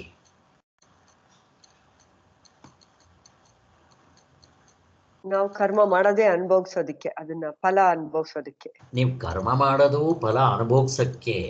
ಭೋಕ್ತೃ. ಊಟ ಮಾಡಿದ್ರೆ ತೃಪ್ತಿ, ಮದುವೆ ಮಾಡ್ಕೊಂಡ್ರೆ ತೃಪ್ತಿ, ಮನೆ ಕಟ್ಟಿದ್ರೆ ತೃಪ್ತಿ, ಅನುಭವಿಸೋದಕ್ಕೆ. ಅದಕ್ಕೆ ಭೋಕ್ತೃತ್ವ. ಈ ಭೋಕ್ತೃತ್ವ ಆಗಬೇಕಾದ್ರೆ ಅದರ ಹಿಂದೆಗಡೆ ಏನಿರಬೇಕು? ಕರ್ಮ. ಕರ್ಮ, ಕರ್ತೃತ್ವ. ಈ ಕರ್ತೃತ್ವ ಆಗ್ಬೇಕಾದ್ರೆ ಅದರ ಹಿಂದೆಗಡೆ ಏನಿರಬೇಕು? ಆಸೆ, ಡಿಸೈರ್ ಅಲ್ಲ, ಕಾಮ, ಇರ್ಲಿ, ಕಾಮ ಆಯ್ತು. ಅವಿದ್ಯೆ, ಅದರಿಂದ ಅವಿದ್ಯೆ. ಅವೆಲ್ಲಲ್ಲ, ಜ್ಞಾತೃತ್ವ ಇರಬೇಕು ನಿಮಗೆ ಅಲ್ವಾ? ಇರ್ಲಿ, ಅಲ್ಲಿ ನಿಮಗೆ ಆ ಕರ್ತೃತ್ವ ಮಾಡಬೇಕಾದ್ರೆ ಡಿಸೈರ್ ಇರಬೇಕು, ಕಾಮ ಇರಬೇಕು. ಆಯ್ತಲ್ಲ? ಕಾಮ ಆದಮೇಲೆ ಅಲ್ಲಿ ಸಂಕಲ್ಪ ಮಾಡ್ತೀರಾ. ಸಂಕಲ್ಪ ಆದಮೇಲೆ ನೆಕ್ಸ್ಟ್ ಏನು ಮಾಡ್ತೀರಾ? ಸಂಕಲ್ಪ ಆದಮೇಲೆ ಏನು ಮಾಡಬೇಕು? ಕರ್ತೃತ್ವ ಮಾಡ್ತೀರಾ. ಕರ್ತೃತ್ವ ಆದ್ಮೇಲೆ ನೀವು ಹಣ್ಣು ಸಿಕ್ತು, ಆಮೇಲೆ ಏನ್ ಮಾಡ್ತೀರಾ? ನಾಲ್ಗೆ ಕಟ್ ಮಾಡಿ ನಾಲ್ಗೆ ಇಟ್ಕೊಂಡು ಭೋಕ್ತೃತ್ವ ಅನುಭವ ಅಲ್ವಾ? ತಿನ್ನೋಣ, ತಿಂತೀರಾ, ಫಸ್ಟ್ ಕ್ಲಾಸ್ ಆಗಿದೆ ಅಂತ ಇವನು ಅಹಂಕಾರ ಜಬ್ಬ ಪಡ್ತಾನೆ. ನಾನು ತಿಂದೆ, ಫಸ್ಟ್ ಕ್ಲಾಸ್ ಆಗಿದೆ, ಚೆನ್ನಾಗಿತ್ತು. ಇದು ಭೋಕ್ತೃತ್ವ. ಬಟ್ ಈ ಕರ್ತೃತ್ವಕ್ಕೂ ಹಿಂದೆಗಡೆ ಇನ್ನೇನಿರಬೇಕು? ಮನಸ್ಸು, ಜ್ಞಾತೃತ್ವ. ಜ್ಞಾತೃತ್ವ ಇಲ್ಲದೆ ಹೆಂಗಾಗುತ್ತೆ? ಇವಾಗ ಫಾರ್ ಎಕ್ಸಾಂಪಲ್ಲು ನಿಮ್ಮ ಮಾವನದ್ದು ಹೇಳಿದ್ದೆ, ಜ್ಞಾಪಕ ಮಾಡ್ಕೊಳ್ರಿ ಎಲ್ಲರೂ. ಯಾರಾದರೂ ಹೇಳ್ರಿ, ಇಲ್ಲಿ ಇಂಪಾರ್ಟೆಂಟ್. ಯಾರು ಹೇಳ್ತೀರಾ? ಅದೇ ಬೀದಿ ಮೇಲೆ ಮಾವನಣ್ಣು ಅಂತ ಕೂತ್ಕೊಂಡು ಹೋದ ತಕ್ಷಣ ನಮ್ಗೆ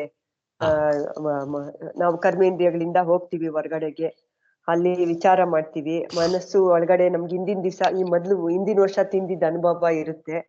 ಆಮೇಲಿಂದ ಕಣ್ಣಿಂದ ನೋಡ್ತೀವಿ, ರೇಟ್ ಎಷ್ಟು ಅಂತ ಬುದ್ಧಿಯಿಂದ ವಿಚಾರ ಮಾಡ್ತೀವಿ. ಕೈಯಿಂದ ಮುಟ್ಟಿ ನೋಡ್ತೀವಿ, ಅದು ಮೆತ್ತಗಿದ್ಯಾ, ಗಟ್ಟಿಯಾಗಿದ್ಯಾ, ಯಾವ ತರ ಇದೆ ಅಂತ. ಕಣ್ಣಿಂದ ಅದ್ರ ಬಣ್ಣ ಎಲ್ಲ ನೋಡ್ತೀವಿ. ಆಮೇಲಿಂದ ಇಲ್ಲಿ ಇಂಪಾರ್ಟೆಂಟು.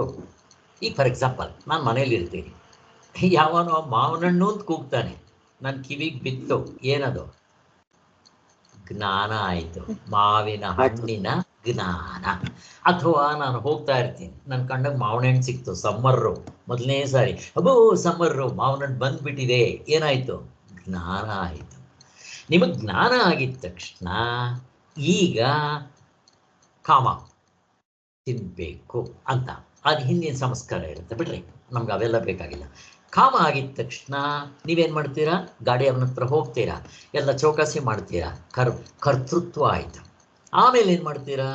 ಮನೆಗೆ ತಗೊಂಡು ಕುಯ್ದು ತಿಂತೀರಾ, ಭೋಕ್ತೃತ್ವ. ಅಲ್ಲಿಗೆ ಇಂಪಾರ್ಟೆಂಟು ಜ್ಞಾತೃತ್ವ. ಫಸ್ಟ್ ಜ್ಞಾನ ಆಗಬೇಕು. ಈಗ ನೋಡ್ರಿ, ಹಾವು ಅಂತ ಹೆದರ್ಕೊಂಡ್ರಿ, ಫಸ್ಟ್ ಏನಾಯ್ತು? ಜ್ಞಾತೃತ್ವ. ಬೆಳ್ಳಿ ಅಂತ ಗೊತ್ತಾಯ್ತು, ಫಸ್ಟ್ ಏನು? ಜ್ಞಾನ. ಆಮೇಲೆ ಓ ಹಾವು ತಪ್ಪಿಸ್ಕೋಬೇಕು, ದುಃಖ ನಿವೃತ್ತಿ. ಬೆಳ್ಳಿ ಸುಖ ಪ್ರಾಪ್ತಿ, ಎರಡಕ್ಕೂ ಕ್ರಿಯೆ ಮಾಡಬೇಕು, ಕರ್ತೃತ್ವ. ನೋಡ್ರಿ ಹೇಗೆ ತಗೊಂಡ್ಬರ್ತಾ ಇರೋದು. ಹೀಗೆ ಅದಾದ್ಮೇಲೆ ಭೋಕ್ತೃತ್ವ. ಇಂಪಾರ್ಟೆಂಟ್ ಆಗಿ ನಮಗೆ ಭೋಕ್ತೃತ್ವ. ಅದಕ್ಕೋಸ್ಕರ ಭೋಕ್ತೃನಲ್ಲಿ ಏನು ಸಿಗುತ್ತೆ? ಆನಂದ ಸಿಗುತ್ತೆ. ಇಷ್ಟು ಕೆಲಸ ಮಾಡಬೇಕಾ ನಾನು? ಜ್ಞಾತೃತ್ವ, ಕರ್ತೃತ್ವ, ಭೋಕ್ತೃತ್ವ. ಹೋಗಿ ಆ ಮಾವನ ತಿಂದೆ, ಎಲ್ಲಿಂದ ಬಂತು ಆನಂದ? ಒಳಗಡೆಯಿಂದ ಬಂತು.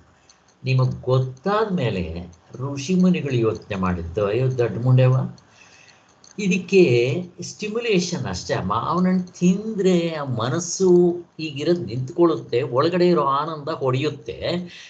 ಹಾಗಾದರೆ ವಸ್ತು ಇಲ್ಲದೆ ಆನಂದ ಕೊಡೋದು ಬರಲ್ಲಪ್ಪ ಅಂತ ಯೋಚನೆ ಮಾಡಿದ್ರು. ಬರುತ್ತೆ ಅಂತ ಹೇಳಿ ವಸ್ತುಗಳು ಇಲ್ಲದೆ ಈ ಕವಿತೆ, ಸಂಗೀತ, ನೃತ್ಯ, ಕಲೆ, ಆರ್ಟ್ ಇಂಥವಕ್ಕೆ ಇನ್ನೂ ಹೆಚ್ಚಿನ ಆನಂದ ಇದೆ. ಎಸ್ಪೆಷಲಿ ಆಧ್ಯಾತ್ಮದ ಪುಸ್ತಕಗಳು, ಎಸ್ಪೆಷಲಿ ಈ ಪರಮಾರ್ಥ ಚಿಂತಾಮಣಿ ಅಂತದಕ್ಕೆ ಇನ್ನೂ ಹೆಚ್ಚಿನ ಆನಂದ ಇರುತ್ತೆ ಅಂತ ಹಾಗೆ ಒಳಗೆ ತಗೊಂಡು ಬಂದರು. ಈಗ ನೀವು ಆತ್ಮತತ್ವದಲ್ಲಿ ನಿಂತಾಗ ಅವನಿಗೆ ವಸ್ತುಗಳು ಬೇಕಾ? ಏನೂ ಬೇಡ. ಈಗ ಫಸ್ಟ್ ಎತ್ಕೊತಾನೆ. ಅವ್ರು ಏನು ಹೇಳಿದ್ರು ನಿನ್ನೆ? ಒಬ್ಬೊಬ್ಬರು ಕೂಡ ಮನೆ ಕಟ್ಟಬೇಕು, ಆನಂದವಾಗಿರ್ತೀನಿ, ನನ್ನ ಮಗಳು ಚೆನ್ನಾಗಿದ್ದರೆ ಆನಂದವಾಗಿರ್ತೀನಿ, ಮೋಕ್ಷ ಆದರೆ ಆನಂದವಾಗಿರ್ತೀನಿ, ಹಣ ಸಂಪಾದನೆ ಮಾಡಿದ್ರೆ ಆನಂದವಾಗಿರ್ತೀನಿ, ಬೇರೆಯವ್ರಿಗೆ ಜಾಬ್ ಕೊಟ್ಟರೆ ಸುಖವಾಗಿರ್ತೀನಿ. ಈಗ ಆ ವಸ್ತುಗಳು ಅವೆಲ್ಲ ಇಲ್ಲದೆ ಹಿಂಗೆ ಟ್ಯಾಪ್ ಮಾಡೋದು ಬಂತು ಅಂದರೆ ಆ ಕೆಲಸಕ್ಕೆ ಹೋಗ್ತಾನ? ಅವನು ಮನೆ ಕಟ್ಟಕ್ಕೆ ಹೋಗ್ತಾನ? ಮಕ್ಕಳನ್ನ ಪೋಷಿಸಕ್ಕೆ ಹೋಗ್ತಾನ? ದೇವರು ಸೃಷ್ಟಿ ಮಾಡಿರಲ್ಲ, ಅವರಷ್ಟು ಅವ್ರು ಬದುಕ್ತಾರೆ. ಈಗ ಬೆಟ್ಟದ ಮೇಲಿರೋ ಗಿಡಗಳಿಗೆಲ್ಲ ನೀರು ಹಾಕಕ್ಕೆ ಹೋಗ್ತೀವಿ ನಾವು. ಯಾರೋ ಬರೆದಿದ್ದಾರಲ್ಲ ಒಬ್ಬರು ಪೊಯಿಟ್ರಿ, ಬೆಟ್ಟದ ಮೇಲೆ ಬೆಳೆದಂಥ ಗಿಡಗಳಿಗೆ ನೀರು ನಾವು ಹಾಕ್ತೀವ? ಕಾಲಿಗಳು ಪ್ರಾಣಿಗಳಿಗೆಲ್ಲ ನಾನು ನೀರು ಹಾಕ್ತೀನ? ದೇವರು ಸೃಷ್ಟಿ ಮಾಡಿದ್ಮೇಲೆ ಅವನು ನೋಡ್ಕೊತಾನೆ. ಹಾಗೆ ಎಲ್ಲರನ್ನೂ ದೇವರು ನೋಡ್ಕೊತಾನೆ. ನಾವು ದಡ್ರು, ಅಯ್ಯೋ ನಾನು ನೋಡ್ಕೊಳ್ದೆ ಇದ್ರೆ ನಮ್ಮ ಮಕ್ಕಳ ಗತಿ ಏನೋ, ಓಹೋ ಇವನು ಮಾಡೋ ಅಷ್ಟೇ, ಇವನೇ ನೋಡ್ಕೊಳೋದ್ ಗತಿ ಇಲ್ಲ, ಹಂಗಿರ್ತಾರೆ ನೋಡ್ರಿ. ಇವೆಲ್ಲ ನಾವು ವಿಚಾರ ಮಾಡಿದ್ರೆ ಅವ್ರನ್ನ ನೆಗ್ಲೆಕ್ಟ್ ಮಾಡಬೇಕು, ಬಿಸಾಕಬೇಕು ಅಂತ ಅರ್ಥ ಅಲ್ಲ. ಹೀಗೆ ನಾವು ಯೋಚನೆ ಮಾಡಿದಾಗ ಈ ನಾನು ನನ್ನದರ ಮೇಲೆ ಮೋಹ ಕಡಿಮೆ ಆಗುತ್ತೆ, ತಾದಾತ್ಮ್ಯ ಕಡಿಮೆ ಆಗುತ್ತೆ, ಅಟ್ಯಾಚ್ಮೆಂಟ್ ಕಡಿಮೆ ಆಗುತ್ತೆ, ಅಭಿಮಾನ ಕಡಿಮೆ ಆಗುತ್ತೆ. ಯಾವಾಗ ನಿಮ್ಗೆ ಅಭಿಮಾನ ಕಡಿಮೆ ಆಯಿತು, ಇದು ಕಡಿಮೆ ಆಗಬೇಕಾದ್ರೆ ನಿಮ್ಗೆ ಅದು ಜಾಸ್ತಿ ಆಗಿರ್ಬೇಕು ಒಳಗಡೆ. ಇದು ಅರ್ಥ ಆಗಿರ್ಬೇಕು ಚೆನ್ನಾಗಿ. ಅರ್ಥ ಆಗದೆ ನೀವು ಎಷ್ಟು ಜನ್ಮಗಳ ಧ್ಯಾನ ಮಾಡಿದ್ರೆ ಏನಾಗುತ್ತೆ ಸ್ವಾಮಿ? ನಾನು ಧ್ಯಾನ ಮಾಡಬೇಕು ಕರೆಕ್ಟು. ಯಾವುದ್ರ ಮೇಲೆ ಮಾಡಬೇಕು? ಈಗ ನನ್ನ ಮನೆಯಲ್ಲಿ ಮಗ ಇದ್ದಾನೆ, ಮದುವೆಗೆ ಆಗಬೇಕು, ಅವನಿಗೆ ಮದುವೆ ಮಾಡ್ಕೊಳ್ಳೋ ಕರೆಕ್ಟು. ಹುಡುಗಿ ಹೆಸರೇನು ಕೇಳ್ತಾನೆ, ಏನು ಹೇಳಬೇಕು?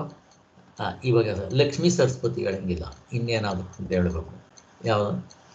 ಪಾರ್ವತಿ ಹೆಸರು ಚೆನ್ನಾಗಿದೆ, ನನಗೊಂದ್ಸಾರಿ ತೋರಿಸು. ಈಗ ಕರ್ಕೊಂಡೋಗಿ ನಾನು ತೋರಿಸ್ಬೇಕು. ತೋರಿಸಾದ್ಮೇಲೆ ನಾನು ಒಂದ್ಸಾರಿ ಆಚೆ ಹೋಗಿ ಬರಬೇಕು, ಒಂದು ಸ್ವಲ್ಪ ಮಾತಾಡಬೇಕು, ಹೋಟ್ಲಿಗೆ ಹೋಗಿ ಬರಬೇಕು. ಹೆಂಗಿದೆ ನೋಡ್ರಿ. ಈಗ ನಾನು ಆತ್ಮ ಅಂದರೆ ದೇವರನ್ನೇ ತೋರಿಸ್ದೆ. ನೀವು ಧ್ಯಾನ ಮಾಡಿ ಅಂದರೆ ಯಾವುದನ್ನು ಕುರಿತು ಮಾಡ್ತೀರಪ್ಪ ಹೇಳ್ರಿ ನೋಡ. ಇಲ್ಲಿ ನೋಡ್ರಿ, ಈಗ ನನ್ನ ದೇವರು ಆತ್ಮ ಅಂದರೆ ಏನು, ನನ್ನ ನಿಜವಾದ ಸ್ವರೂಪ ಏನು, ಆತ್ಮ ಅಂದರೆ ಯಾವುದಕ್ಕೆ ಕರೀತಾರೆ, ಆನಂದಕ್ಕೆ ಕರೀತಾರೆ, ಎಲ್ಲ ಗೊತ್ತಾಗೋಯ್ತು. ಈಗ ಧ್ಯಾನ ಮಾಡಲಿ ಅಂತಂದರೆ ಒಂದು ಅರ್ಥ ಇರುತ್ತೆ. ನಾನು ಗುರ್ತಿಸ್ತೆ, ಏನು ಗುರ್ತಿಸ್ತೆ, ನಾನು ಧ್ಯಾನ ಮಾಡ್ತೇನೆ ಅಂತಾರಲ್ಲ, ಹೊಂದುತ್ತಾ ನೋಡ್ಕೊಳ್ರಿ. ಅದು ಗುರಿ ಗೊತ್ತು ಇಲ್ಲದೆ ಹೋಗ್ತಾ ಇದ್ರೆ, ಈ ಥರ ಉಪನಿಷತ್ತುಗಳನ್ನ ಈ ರೀತಿ ಕೇಳದೆ ಇದ್ದರೆ, ಗೋಡ ಹೈ ಮೈದಾನ ಹೈ, ಹೋಗಿ ಎಷ್ಟು ಬೇಕಾದರೂ ಹೋಗಿ, ಎಷ್ಟು ಜನ್ಮಗಳು ಬೇಕಾದ್ರೆ ಸುಖವಿಲ್ಲ. ಮತ್ತೆ ಉಪನಿಷತ್ಗಳಲ್ಲಿ ಏನು ಹೇಳಿದ್ದಾರೆ? ಜ್ಞಾನದಿಂದಲೇ ಮೋಕ್ಷ. ಜ್ಞಾನ ಹೇಗಾಗುತ್ತೆ? ವೇದಾಂತ ವಾಕ್ಯಗಳಿಂದ ಆಗುತ್ತೆ. ಉತ್ತಮ ಅಧಿಕಾರಿಗೆ ಬರೀ ಶ್ರವಣದಿಂದ ಆಗ್ಬಿಡುತ್ತೆ ನಚಿಕೇತನಂತವರಿಗೆ. ಇಲ್ಲ ಅಂದ್ರೆ ನೀವು ಅದನ್ನೇ ಮನನ ಮಾಡಬೇಕು. ಎಂಥದ್ದು ಶ್ರವಣ?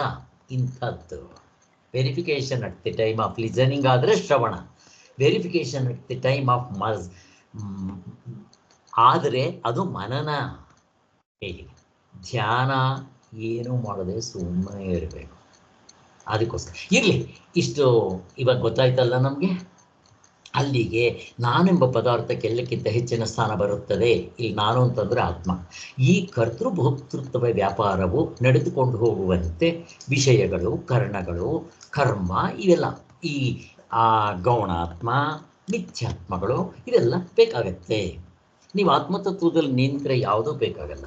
ಆದರೂ ಬ್ರಹ್ಮಜ್ಞಾನಿಗೆ ಶಾಸ್ತ್ರದ ದೃಷ್ಟಿಯಿಂದ ಅವನಿಗೆ ಈ ಶರೀರ ಇರೋಷ್ಟಾದರೂ, ಇದು ವ್ಯವಹಾರದ ದೃಷ್ಟಿಯಿಂದ ಹೇಳೋದು, ಅದಕ್ಕೆ ಅವನಿಗೆ ಎಲ್ಲೋ ಒಂದು ಸ್ವಲ್ಪ ಆಹಾರ ಸಿಕ್ಕಿದ್ರು ಸಾಕು. ಅವನಿಗೆ ಇದೇ ಬೇಕು ಅದೇ ಬೇಕು ಏನೂ ಇಲ್ಲ ಶರೀರ ಇರೋಕ್ಕೆ. ಎಷ್ಟೋ ಸಾರಿ ದಿನಗಟ್ಟಲೆ ಆಹಾರ ಇದೇ ಇದ್ದರೂ ಇರ್ತಾರೆ, ಆರಾಮಾಗಿರ್ತಾರೆ. ಯಾಕೆ? ಒಳಗಡೆ ಆನಂದ ಸಿಕ್ಕಿರುತ್ತೆ. ಅದರಿಂದ ಅವರಿಗೆ ಅದು ಕಷ್ಟ ಇರಲ್ಲ. ವ್ಯವಹಾರದ ದೃಷ್ಟಿಯಿಂದ ಅಷ್ಟೇ ಹೇಳ್ತಾರೆ. ಅದಕ್ಕೋಸ್ಕರ ಪದಾರ್ಥಕ್ಕೆ ಕರ್ತೃತ್ವವೇ ಇವೆಲ್ಲ ಆಯಿತು. ಇಷ್ಟು ನಾವು ವಿಚಾರ ಮಾಡಿದ್ದಾಯಿತು. ಈಗ ಇನ್ನೂ ಎಷ್ಟೊಂದು ಏನು ಇವತ್ತೇನು ಮುಂದಕ್ಕೆ ಹೋಗ್ತಾ ಇದೆ. ಆಯಿತು, ಇಷ್ಟ ಆಯಿತು. ಸೊ ಇಲ್ಲಿ ಇಂಪಾರ್ಟೆಂಟು ಇಲ್ಲಿಗೆ ಬರ್ತಾರೆ ಇವಾಗ.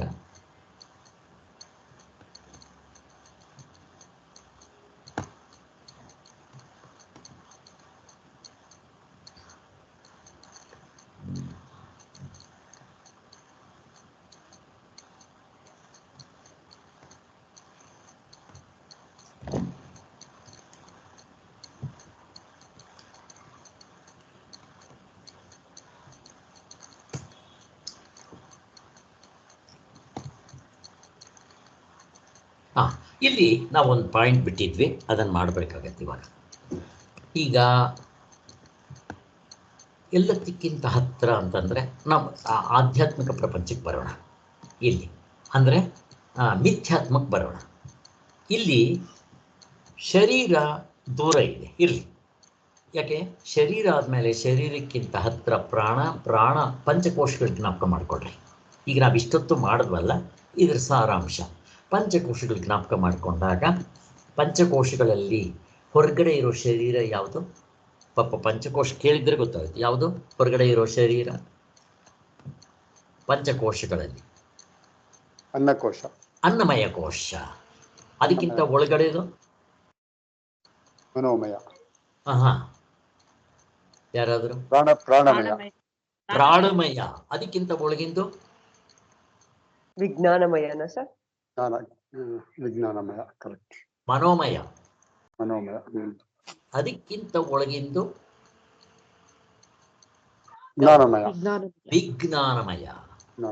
ಅದಕ್ಕಿಂತ ಒಳಗಿಂದು ಆನಂದಮಯ. ಈ 5 ಕೋಶಗಳು ಆತ್ಮವ ಅನಾತ್ಮವ? ಅನಾತ್ಮ ಸರ್. ಎಲ್ಲ ಅನಾತ್ಮಗಳು ಸರ್. ಹೇಗೆ? ಅನಾತ್ಮನೆ. ಹೇಗೆ ಹೇಳ್ತೀರಾ? ಎಲ್ಲ ಆತ್ಮ ಅಂತ ಹೇಳ್ತಾ ಇದ್ದಾರೆ. ಅನ್ನಮಯ ಶರೀರ, ಆ ಶರೀರ ಅನ್ನ ಅಂತ ಹೇಳ್ತಾ ಇದ್ದಾರೆ. ಅನ್ನಮಯ, ಪ್ರಾಣಮಯ, ಮನೋಮಯ, ವಿಜ್ಞಾನಮಯ, ಆನಂದಮಯ. ಈ ಆನಂದಮಯನ ಹೇಳ್ತಾ ಇದ್ದಾರಲ್ಲ, ಆತ್ಮಂತೆ ತಾನೇ ಆನಂದಮಯ ಅಂತ ಹೇಳ್ತಾ ಇದ್ದಾರಲ್ಲ. ಮತ್ತೆ ಇದನ್ನು ನಾವು ಆತ್ಮ ಅಂತ ಕರೆಯೋಕ್ಕಾಗಲ್ವಾ? ಯಾವುದನ್ನು ಆನಂದಮಯನ ಆತ್ಮ ಅಂತ ಕರೆಯೋಕ್ಕಾಗಲ್ವಾ? ಆಗತ್ತೆ ಸರ್. ಇಲ್ಲಿ ನಾವು ಎಚ್ಚರಿಕೆ ದೃಷ್ಟಿಯಿಂದ, ದೃಶ್ಯ ಪ್ರಪಂಚದಿಂದ ಹೇಳೋದ್ರಿಂದ ಅದಲ್ಲ ಅಷ್ಟು. ಗಾಢನಿದ್ರಲ್ಲಿ ಅದು ಹೇಳಿದಾಗ ಕರೆಕ್ಟ್.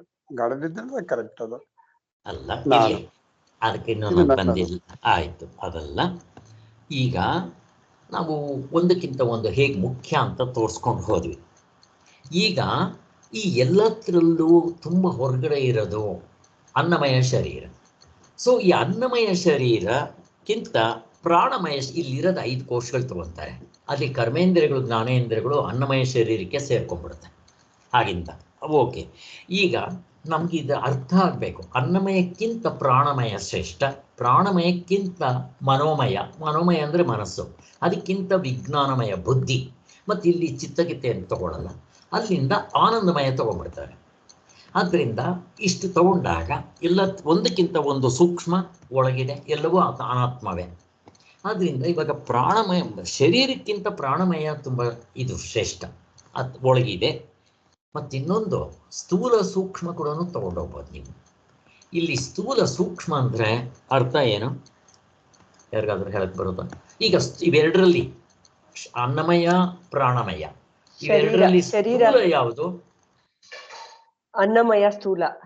ಸ್ಥೂಲ. ಸೂಕ್ಷ್ಮ ಯಾವುದು? ಪ್ರಾಣಮಯ ಸೂಕ್ಷ್ಮ. ಪ್ರಾಣಮಯ ಸೂಕ್ಷ್ಮ. ಅದು ನಾನು ಕೇಳ್ತೀನಿ, ಹೇಗೆ? ಈಗ ನಮಗೆ ಪ್ರೂವ್ ಆಗಬೇಕು. ಹೇಗೆ?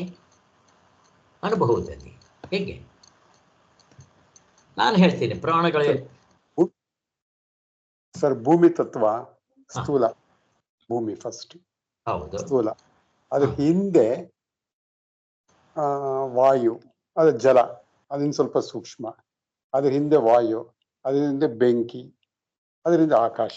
ಹಾಗೆ ಒಂದೊಂದಾಗಿ ಸೂಕ್ಷ್ಮ ಆಗ್ತಾ ಹೋಗುತ್ತೆ. ಕರೆಕ್ಟು. ಇಲ್ಲಿ ಇಲ್ಲಿ ಶರೀರಕ್ಕಿಂತ ಪ್ರಾಣಗಳು ಸೂಕ್ಷ್ಮ ಅಂತ ಹೆಂಗೆ ಗೊತ್ತಾಗುತ್ತೆ? ಅದೇ ದೇಹ, ಅದು ಭೂಮಿ ತತ್ವ, ಅದು ಪಂಚಭೂತಗಳಲ್ಲಿ. ಹೌದು. ಪ್ರಾಣ ಯಾವುದು? ಪ್ರಾಣ ಅನ್ನೋದು ಗಾಳಿ, ವಾಯು. ಕರೆಕ್ಟು. ಜಲ, ವಾಯು, ಆಕಾಶ. ಈಗ ನಿಮ್ಮ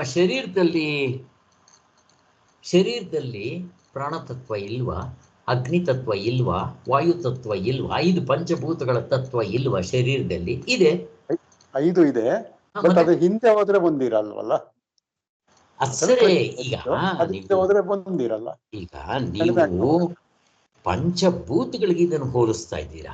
ನಿಮ್ ಪ್ರಕಾರ ಶರೀರವನ್ನ ಅನ್ನಮಯ ಅಂತಂದು, ಆಮೇಲೆ ನೆಕ್ಸ್ಟ್ ಜಲಮಯ, ಅದನ್ನ ನೀವು ಪ್ರಾಣ ಅಂತ ಅನ್ಬೇಕು ಅಂತೀರಾ? ಅಕಸ್ಮಾತ್ ನಿಮ್ ಪ್ರಕಾರನೂ ಬಂದ್ರೆ ಪ್ರಾಣಕ್ಕಿಂತ ಮೇಲೆ ಅಗ್ನಿ, ಅಗ್ನಿಗಿಂತ ಮೇಲೆ ವಾಯು. ಇಲ್ಲಿ ನಾವು ಪ್ರಾಣ ಅಂತನ್ನೋದನ್ನ ವ್ಯಷ್ಟಿ ಅಂತ ಕರೆದು, ಅಲ್ಲಿ ಗಾಳಿ ಅಂತನ್ನೋದನ್ನ ಸಮಷ್ಟಿ ಅಂತ ಕರೀತಾರೆ. ಹಂಗೆ ತಗೊಂಡ್ಬರ್ತಾರೆ. ಅದೇ ಬೇರೆ, ಇದಕ್ಕೂ ಅದಕ್ಕೂ ಸಂಬಂಧ ಇಲ್ಲ.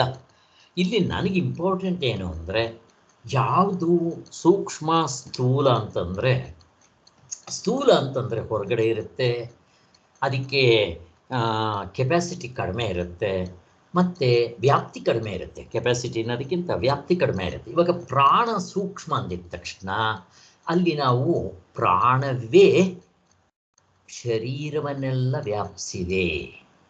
ಅಲ್ಲಿಗೆ ನೀವು ಪ್ರಾಣಮಯ ತಗೊಂಡ್ರೆ ಅದರಲ್ಲಿ ಶರೀರಮಯ ಪ್ರಾಣಮಯ ಎರಡೂ ಒಟ್ಟಿಗೆ ಇರುತ್ತೆ. ಆದರೆ ಶರೀರ ಪ್ರಾಣವನ್ನು ವ್ಯಾಪ್ಸಕ್ಕೆ ಆಗೋದಿಲ್ಲ. ಯಾಕೆ? ಶರೀರ ಸ್ಥೂಲ, ಹೊರಗಡೆ ಇರುತ್ತೆ, ಅದಕ್ಕೆ ವ್ಯಾಪ್ತಿ ಕಡಿಮೆ. ನೀವು ಸೂಕ್ಷ್ಮ ಅಂದಿದ ತಕ್ಷಣ ವ್ಯಾಪ್ತಿ. ಮತ್ತು ನೀವು ಪ್ರಾಣದಲ್ಲಿ ನಿಂತಾಗ ಶರೀರನ ಸ್ವಿಚ್ ಆಫ್ ಮಾಡ್ಕೋಬೇಕು, ಅಂದರೆ ಅದಕ್ಕಷ್ಟು ಬೆಲೆ ಇಲ್ಲ ಅಂತ ಹೇಳ್ತಾರೆ. ಅದು ಆತ್ಮ ಆಗುತ್ತೆ, ಇದು ಅನಾತ್ಮ ಆಗುತ್ತೆ. ಹೀಗೆ ಹಿಂದಿಂದಕ್ಕೂ ಹೋಗ್ತಾ ಬರಬೇಕು ಅನ್ನೋದಕ್ಕೋಸ್ಕರ ನನಗಿವಾಗ ಅನುಭವಕ್ಕೆ ಬರಬೇಕು, ಈ ಶರೀರಕ್ಕಿಂತ ಪ್ರಾಣಮಯ ಗ್ರೇಟ್, ಹಿಂದೆ ಇದೆ, ಸೂಕ್ಷ್ಮವಾಗಿದೆ. ಅದಕ್ಕೋಸ್ಕರ ನೀವು ಅಲ್ಲಿ ನಿಂತ್ಕೊಂಡ್ರೆ ಶರೀರ ಸ್ವಿಚ್ ಆಫ್, ಅದಿಲ್ಲ, ಅದಕ್ಕೆ ಬೆಲೆ ಇಲ್ಲ ಅಂತ. ಹೇಗೆ? ಸಿಂಪಲ್ ನೋಡ್ರಿ. ಈಗ ಇವತ್ತಾನೆ ಒಂದು ಎಕ್ಸಾಂಪಲ್ ಕೊಟ್ಟನಲ್ಲ, ಯಾರೋ ಸತ್ತೋಗಿರ್ತಾರೆ, ಇಟ್ಕೊಂಡಿರ್ತಾರೆ. ಈ ಶರೀರಕ್ಕೆ ಬೆಲೆ ಬರೋದು ಯಾವಾಗ? ಈ ಶರೀರಕ್ಕೆ ಬೆಲೆ ಇರೋದು ಯಾವಾಗ? ಎಲ್ಲಿವರೆಗೂ? ಪ್ರಾಣ ಇರೋವರೆಗಪ್ಪ. ಆಮೇಲೆ ಯಾರು ಕೇಳ್ತಾರೆ? ಎಲ್ಲಿ 1-2-3 ದಿವಸ ಇಟ್ಕೊಳ್ರಿ ನಿಮ್ಗೆ ಸತ್ತೋಗಿರೋ ಶರೀರನೇ, ತಗೊಂಡೋಗಿ ಬಿಸಾಕ್ರಿ, ವಾಸನೆ ಬರುತ್ತೆ, ಥೂ ಗೊಬ್ನಾಥ ಅಂತಾರೆ. ನೋಡಿದ್ವಲ್ಲ ಅಲ್ಲಿ ಕಟ್ ಮಾಡಿ ಬಿಸಾಕ್ರಿ ಅಂತ ಹೇಳಿದ್ದು, ಹಂಗಿರುತ್ತೆ. ಅದಕ್ಕೋಸ್ಕರ ಈ ಶರೀರಕ್ಕೆ ಬೆಲೆ ಬರೋದು ನೋಡ್ರಿ, ಪ್ರಾಣ ಇರೋವರೆಗೂ ಅದು ಕೊಡಿಯಲ್ಲ, ಮಾಡಲ್ಲ. ಒಂದು ಸಾರಿ ಪ್ರಾಣ ಹೋಯ್ತು ಅಂತಂದರೆ ಎಲ್ಲ ಕೊಳೆಯೋದು, ದಪ್ಪ ಆಗೋದು, ವಾಸನೆ ಬರೋದು, ತಡ್ಕೊಳಕ್ಕಾಗಲ್ಲ ವಾಸನೆ. ಇಲಿ ಸತ್ತಿದ್ರೆ ತಡ್ಕೊಳಕ್ಕಾಗಲ್ಲ, ಹೆಂಗಿರುತ್ತೆ ಅಂಥದ್ದು. ಅದಕ್ಕೋಸ್ಕರ ಈಗ ಶರೀರಕ್ಕಿಂತ ಪ್ರಾಣ ಒಳಗೆ ಹಿಂದೆ ಇದೆ, ಸೂಕ್ಷ್ಮವಾಗಿದೆ. ಆದ್ದರಿಂದ ಪ್ರಾಣವೇ ಶರೀರವನ್ನೆಲ್ಲ ವ್ಯಾಪಿಸಿದೆ. ಅಥವಾ ಪ್ರಾಣವನ್ನು ಆತ್ಮ ಅಂತ ಕರಿತೀನಿ, ಶರೀರವನ್ನು ಸ್ಥೂಲ ಅಂತ ಕರಿತೀನಿ. ಈಗ ಪ್ರಾಣಕ್ಕಿಂತ ಮನಸ್ಸು ಸೂಕ್ಷ್ಮ. ಹೇಗೆ? ಅನುಭವದಲ್ಲಿ ತೋರಿಸ್ಬೇಕು ನೀವು. ಕರೆಕ್ಟು, ಹಿಂದೆಗಡೆ ಇದೆ. ಮತ್ತು ಈ ಮನಸ್ಸೇ ಪ್ರಾಣವನ್ನೆಲ್ಲ ವ್ಯಾಪಿಸಿದೆ, ಶರೀರವನ್ನೆಲ್ಲ ವ್ಯಾಪಿಸಿದೆ. ಆದ್ದರಿಂದ ಮನಸ್ಸು ಅತ್ಯಂತ ಸೂಕ್ಷ್ಮವಾದಷ್ಟು ಅದರ ವ್ಯಾಪ್ತಿ ಜಾಸ್ತಿ. ಮತ್ತು ಅದೇ ಸತ್ಯವಾಗಿರುತ್ತೆ, ಆತ್ಮನಾಗಿರುತ್ತೆ ತಾತ್ಕಾಲಿಕವಾಗಿ, ಕೊನೆ ಹಂತ ಮುಟ್ಟೋವರೆಗೂ. ಇದು ರೂಲ್ಸ್. ಈಗ ನೀವು ಪ್ರಾಣಕ್ಕಿಂತ ಮನಸ್ಸು ಶ್ರೇಷ್ಠ ಅಂತ ತೋರಿಸ್ಬೇಕು. ಹೇಗೆ? ಓಕೆ, ಯಾವಾಗಲೂ ಹೇಳಿರ್ತೀನಿ, ಮರ್ತೋಗ್ಬಿಟ್ಟಿರ್ತೀರ. ಪಂಚಕೋಶಗಳಲ್ಲಿ ತಗೊಂಡ್ಬರ್ತಾರೆ. ಸ್ವಲ್ಪ ಪಂಚಕೋಶಗಳ ಜ್ಞಾಪಕ ಇದ್ದರೆ ಗೊತ್ತಾಗುತ್ತೆ. ಈಗ ಕೋಮಾದಲ್ಲಿರ್ತಾನೆ ಒಬ್ಬ, ಏನೇನಿದೆ? ಏನಿಲ್ಲ, ಕೋಮಾದಲ್ಲಿದ್ದಾನೆ. ಏನೇನಿದೆ? ಉಸಿರಾಟ ಇರುತ್ತೆ, ದೇಹ ಇದೆ. ಮನಸ್ಸು ದೇಹ ಬುದ್ಧಿ ಎಲ್ಲ ಇದೆ, ಇರಲ್ಲ. ಸಿರಲ್ಲ.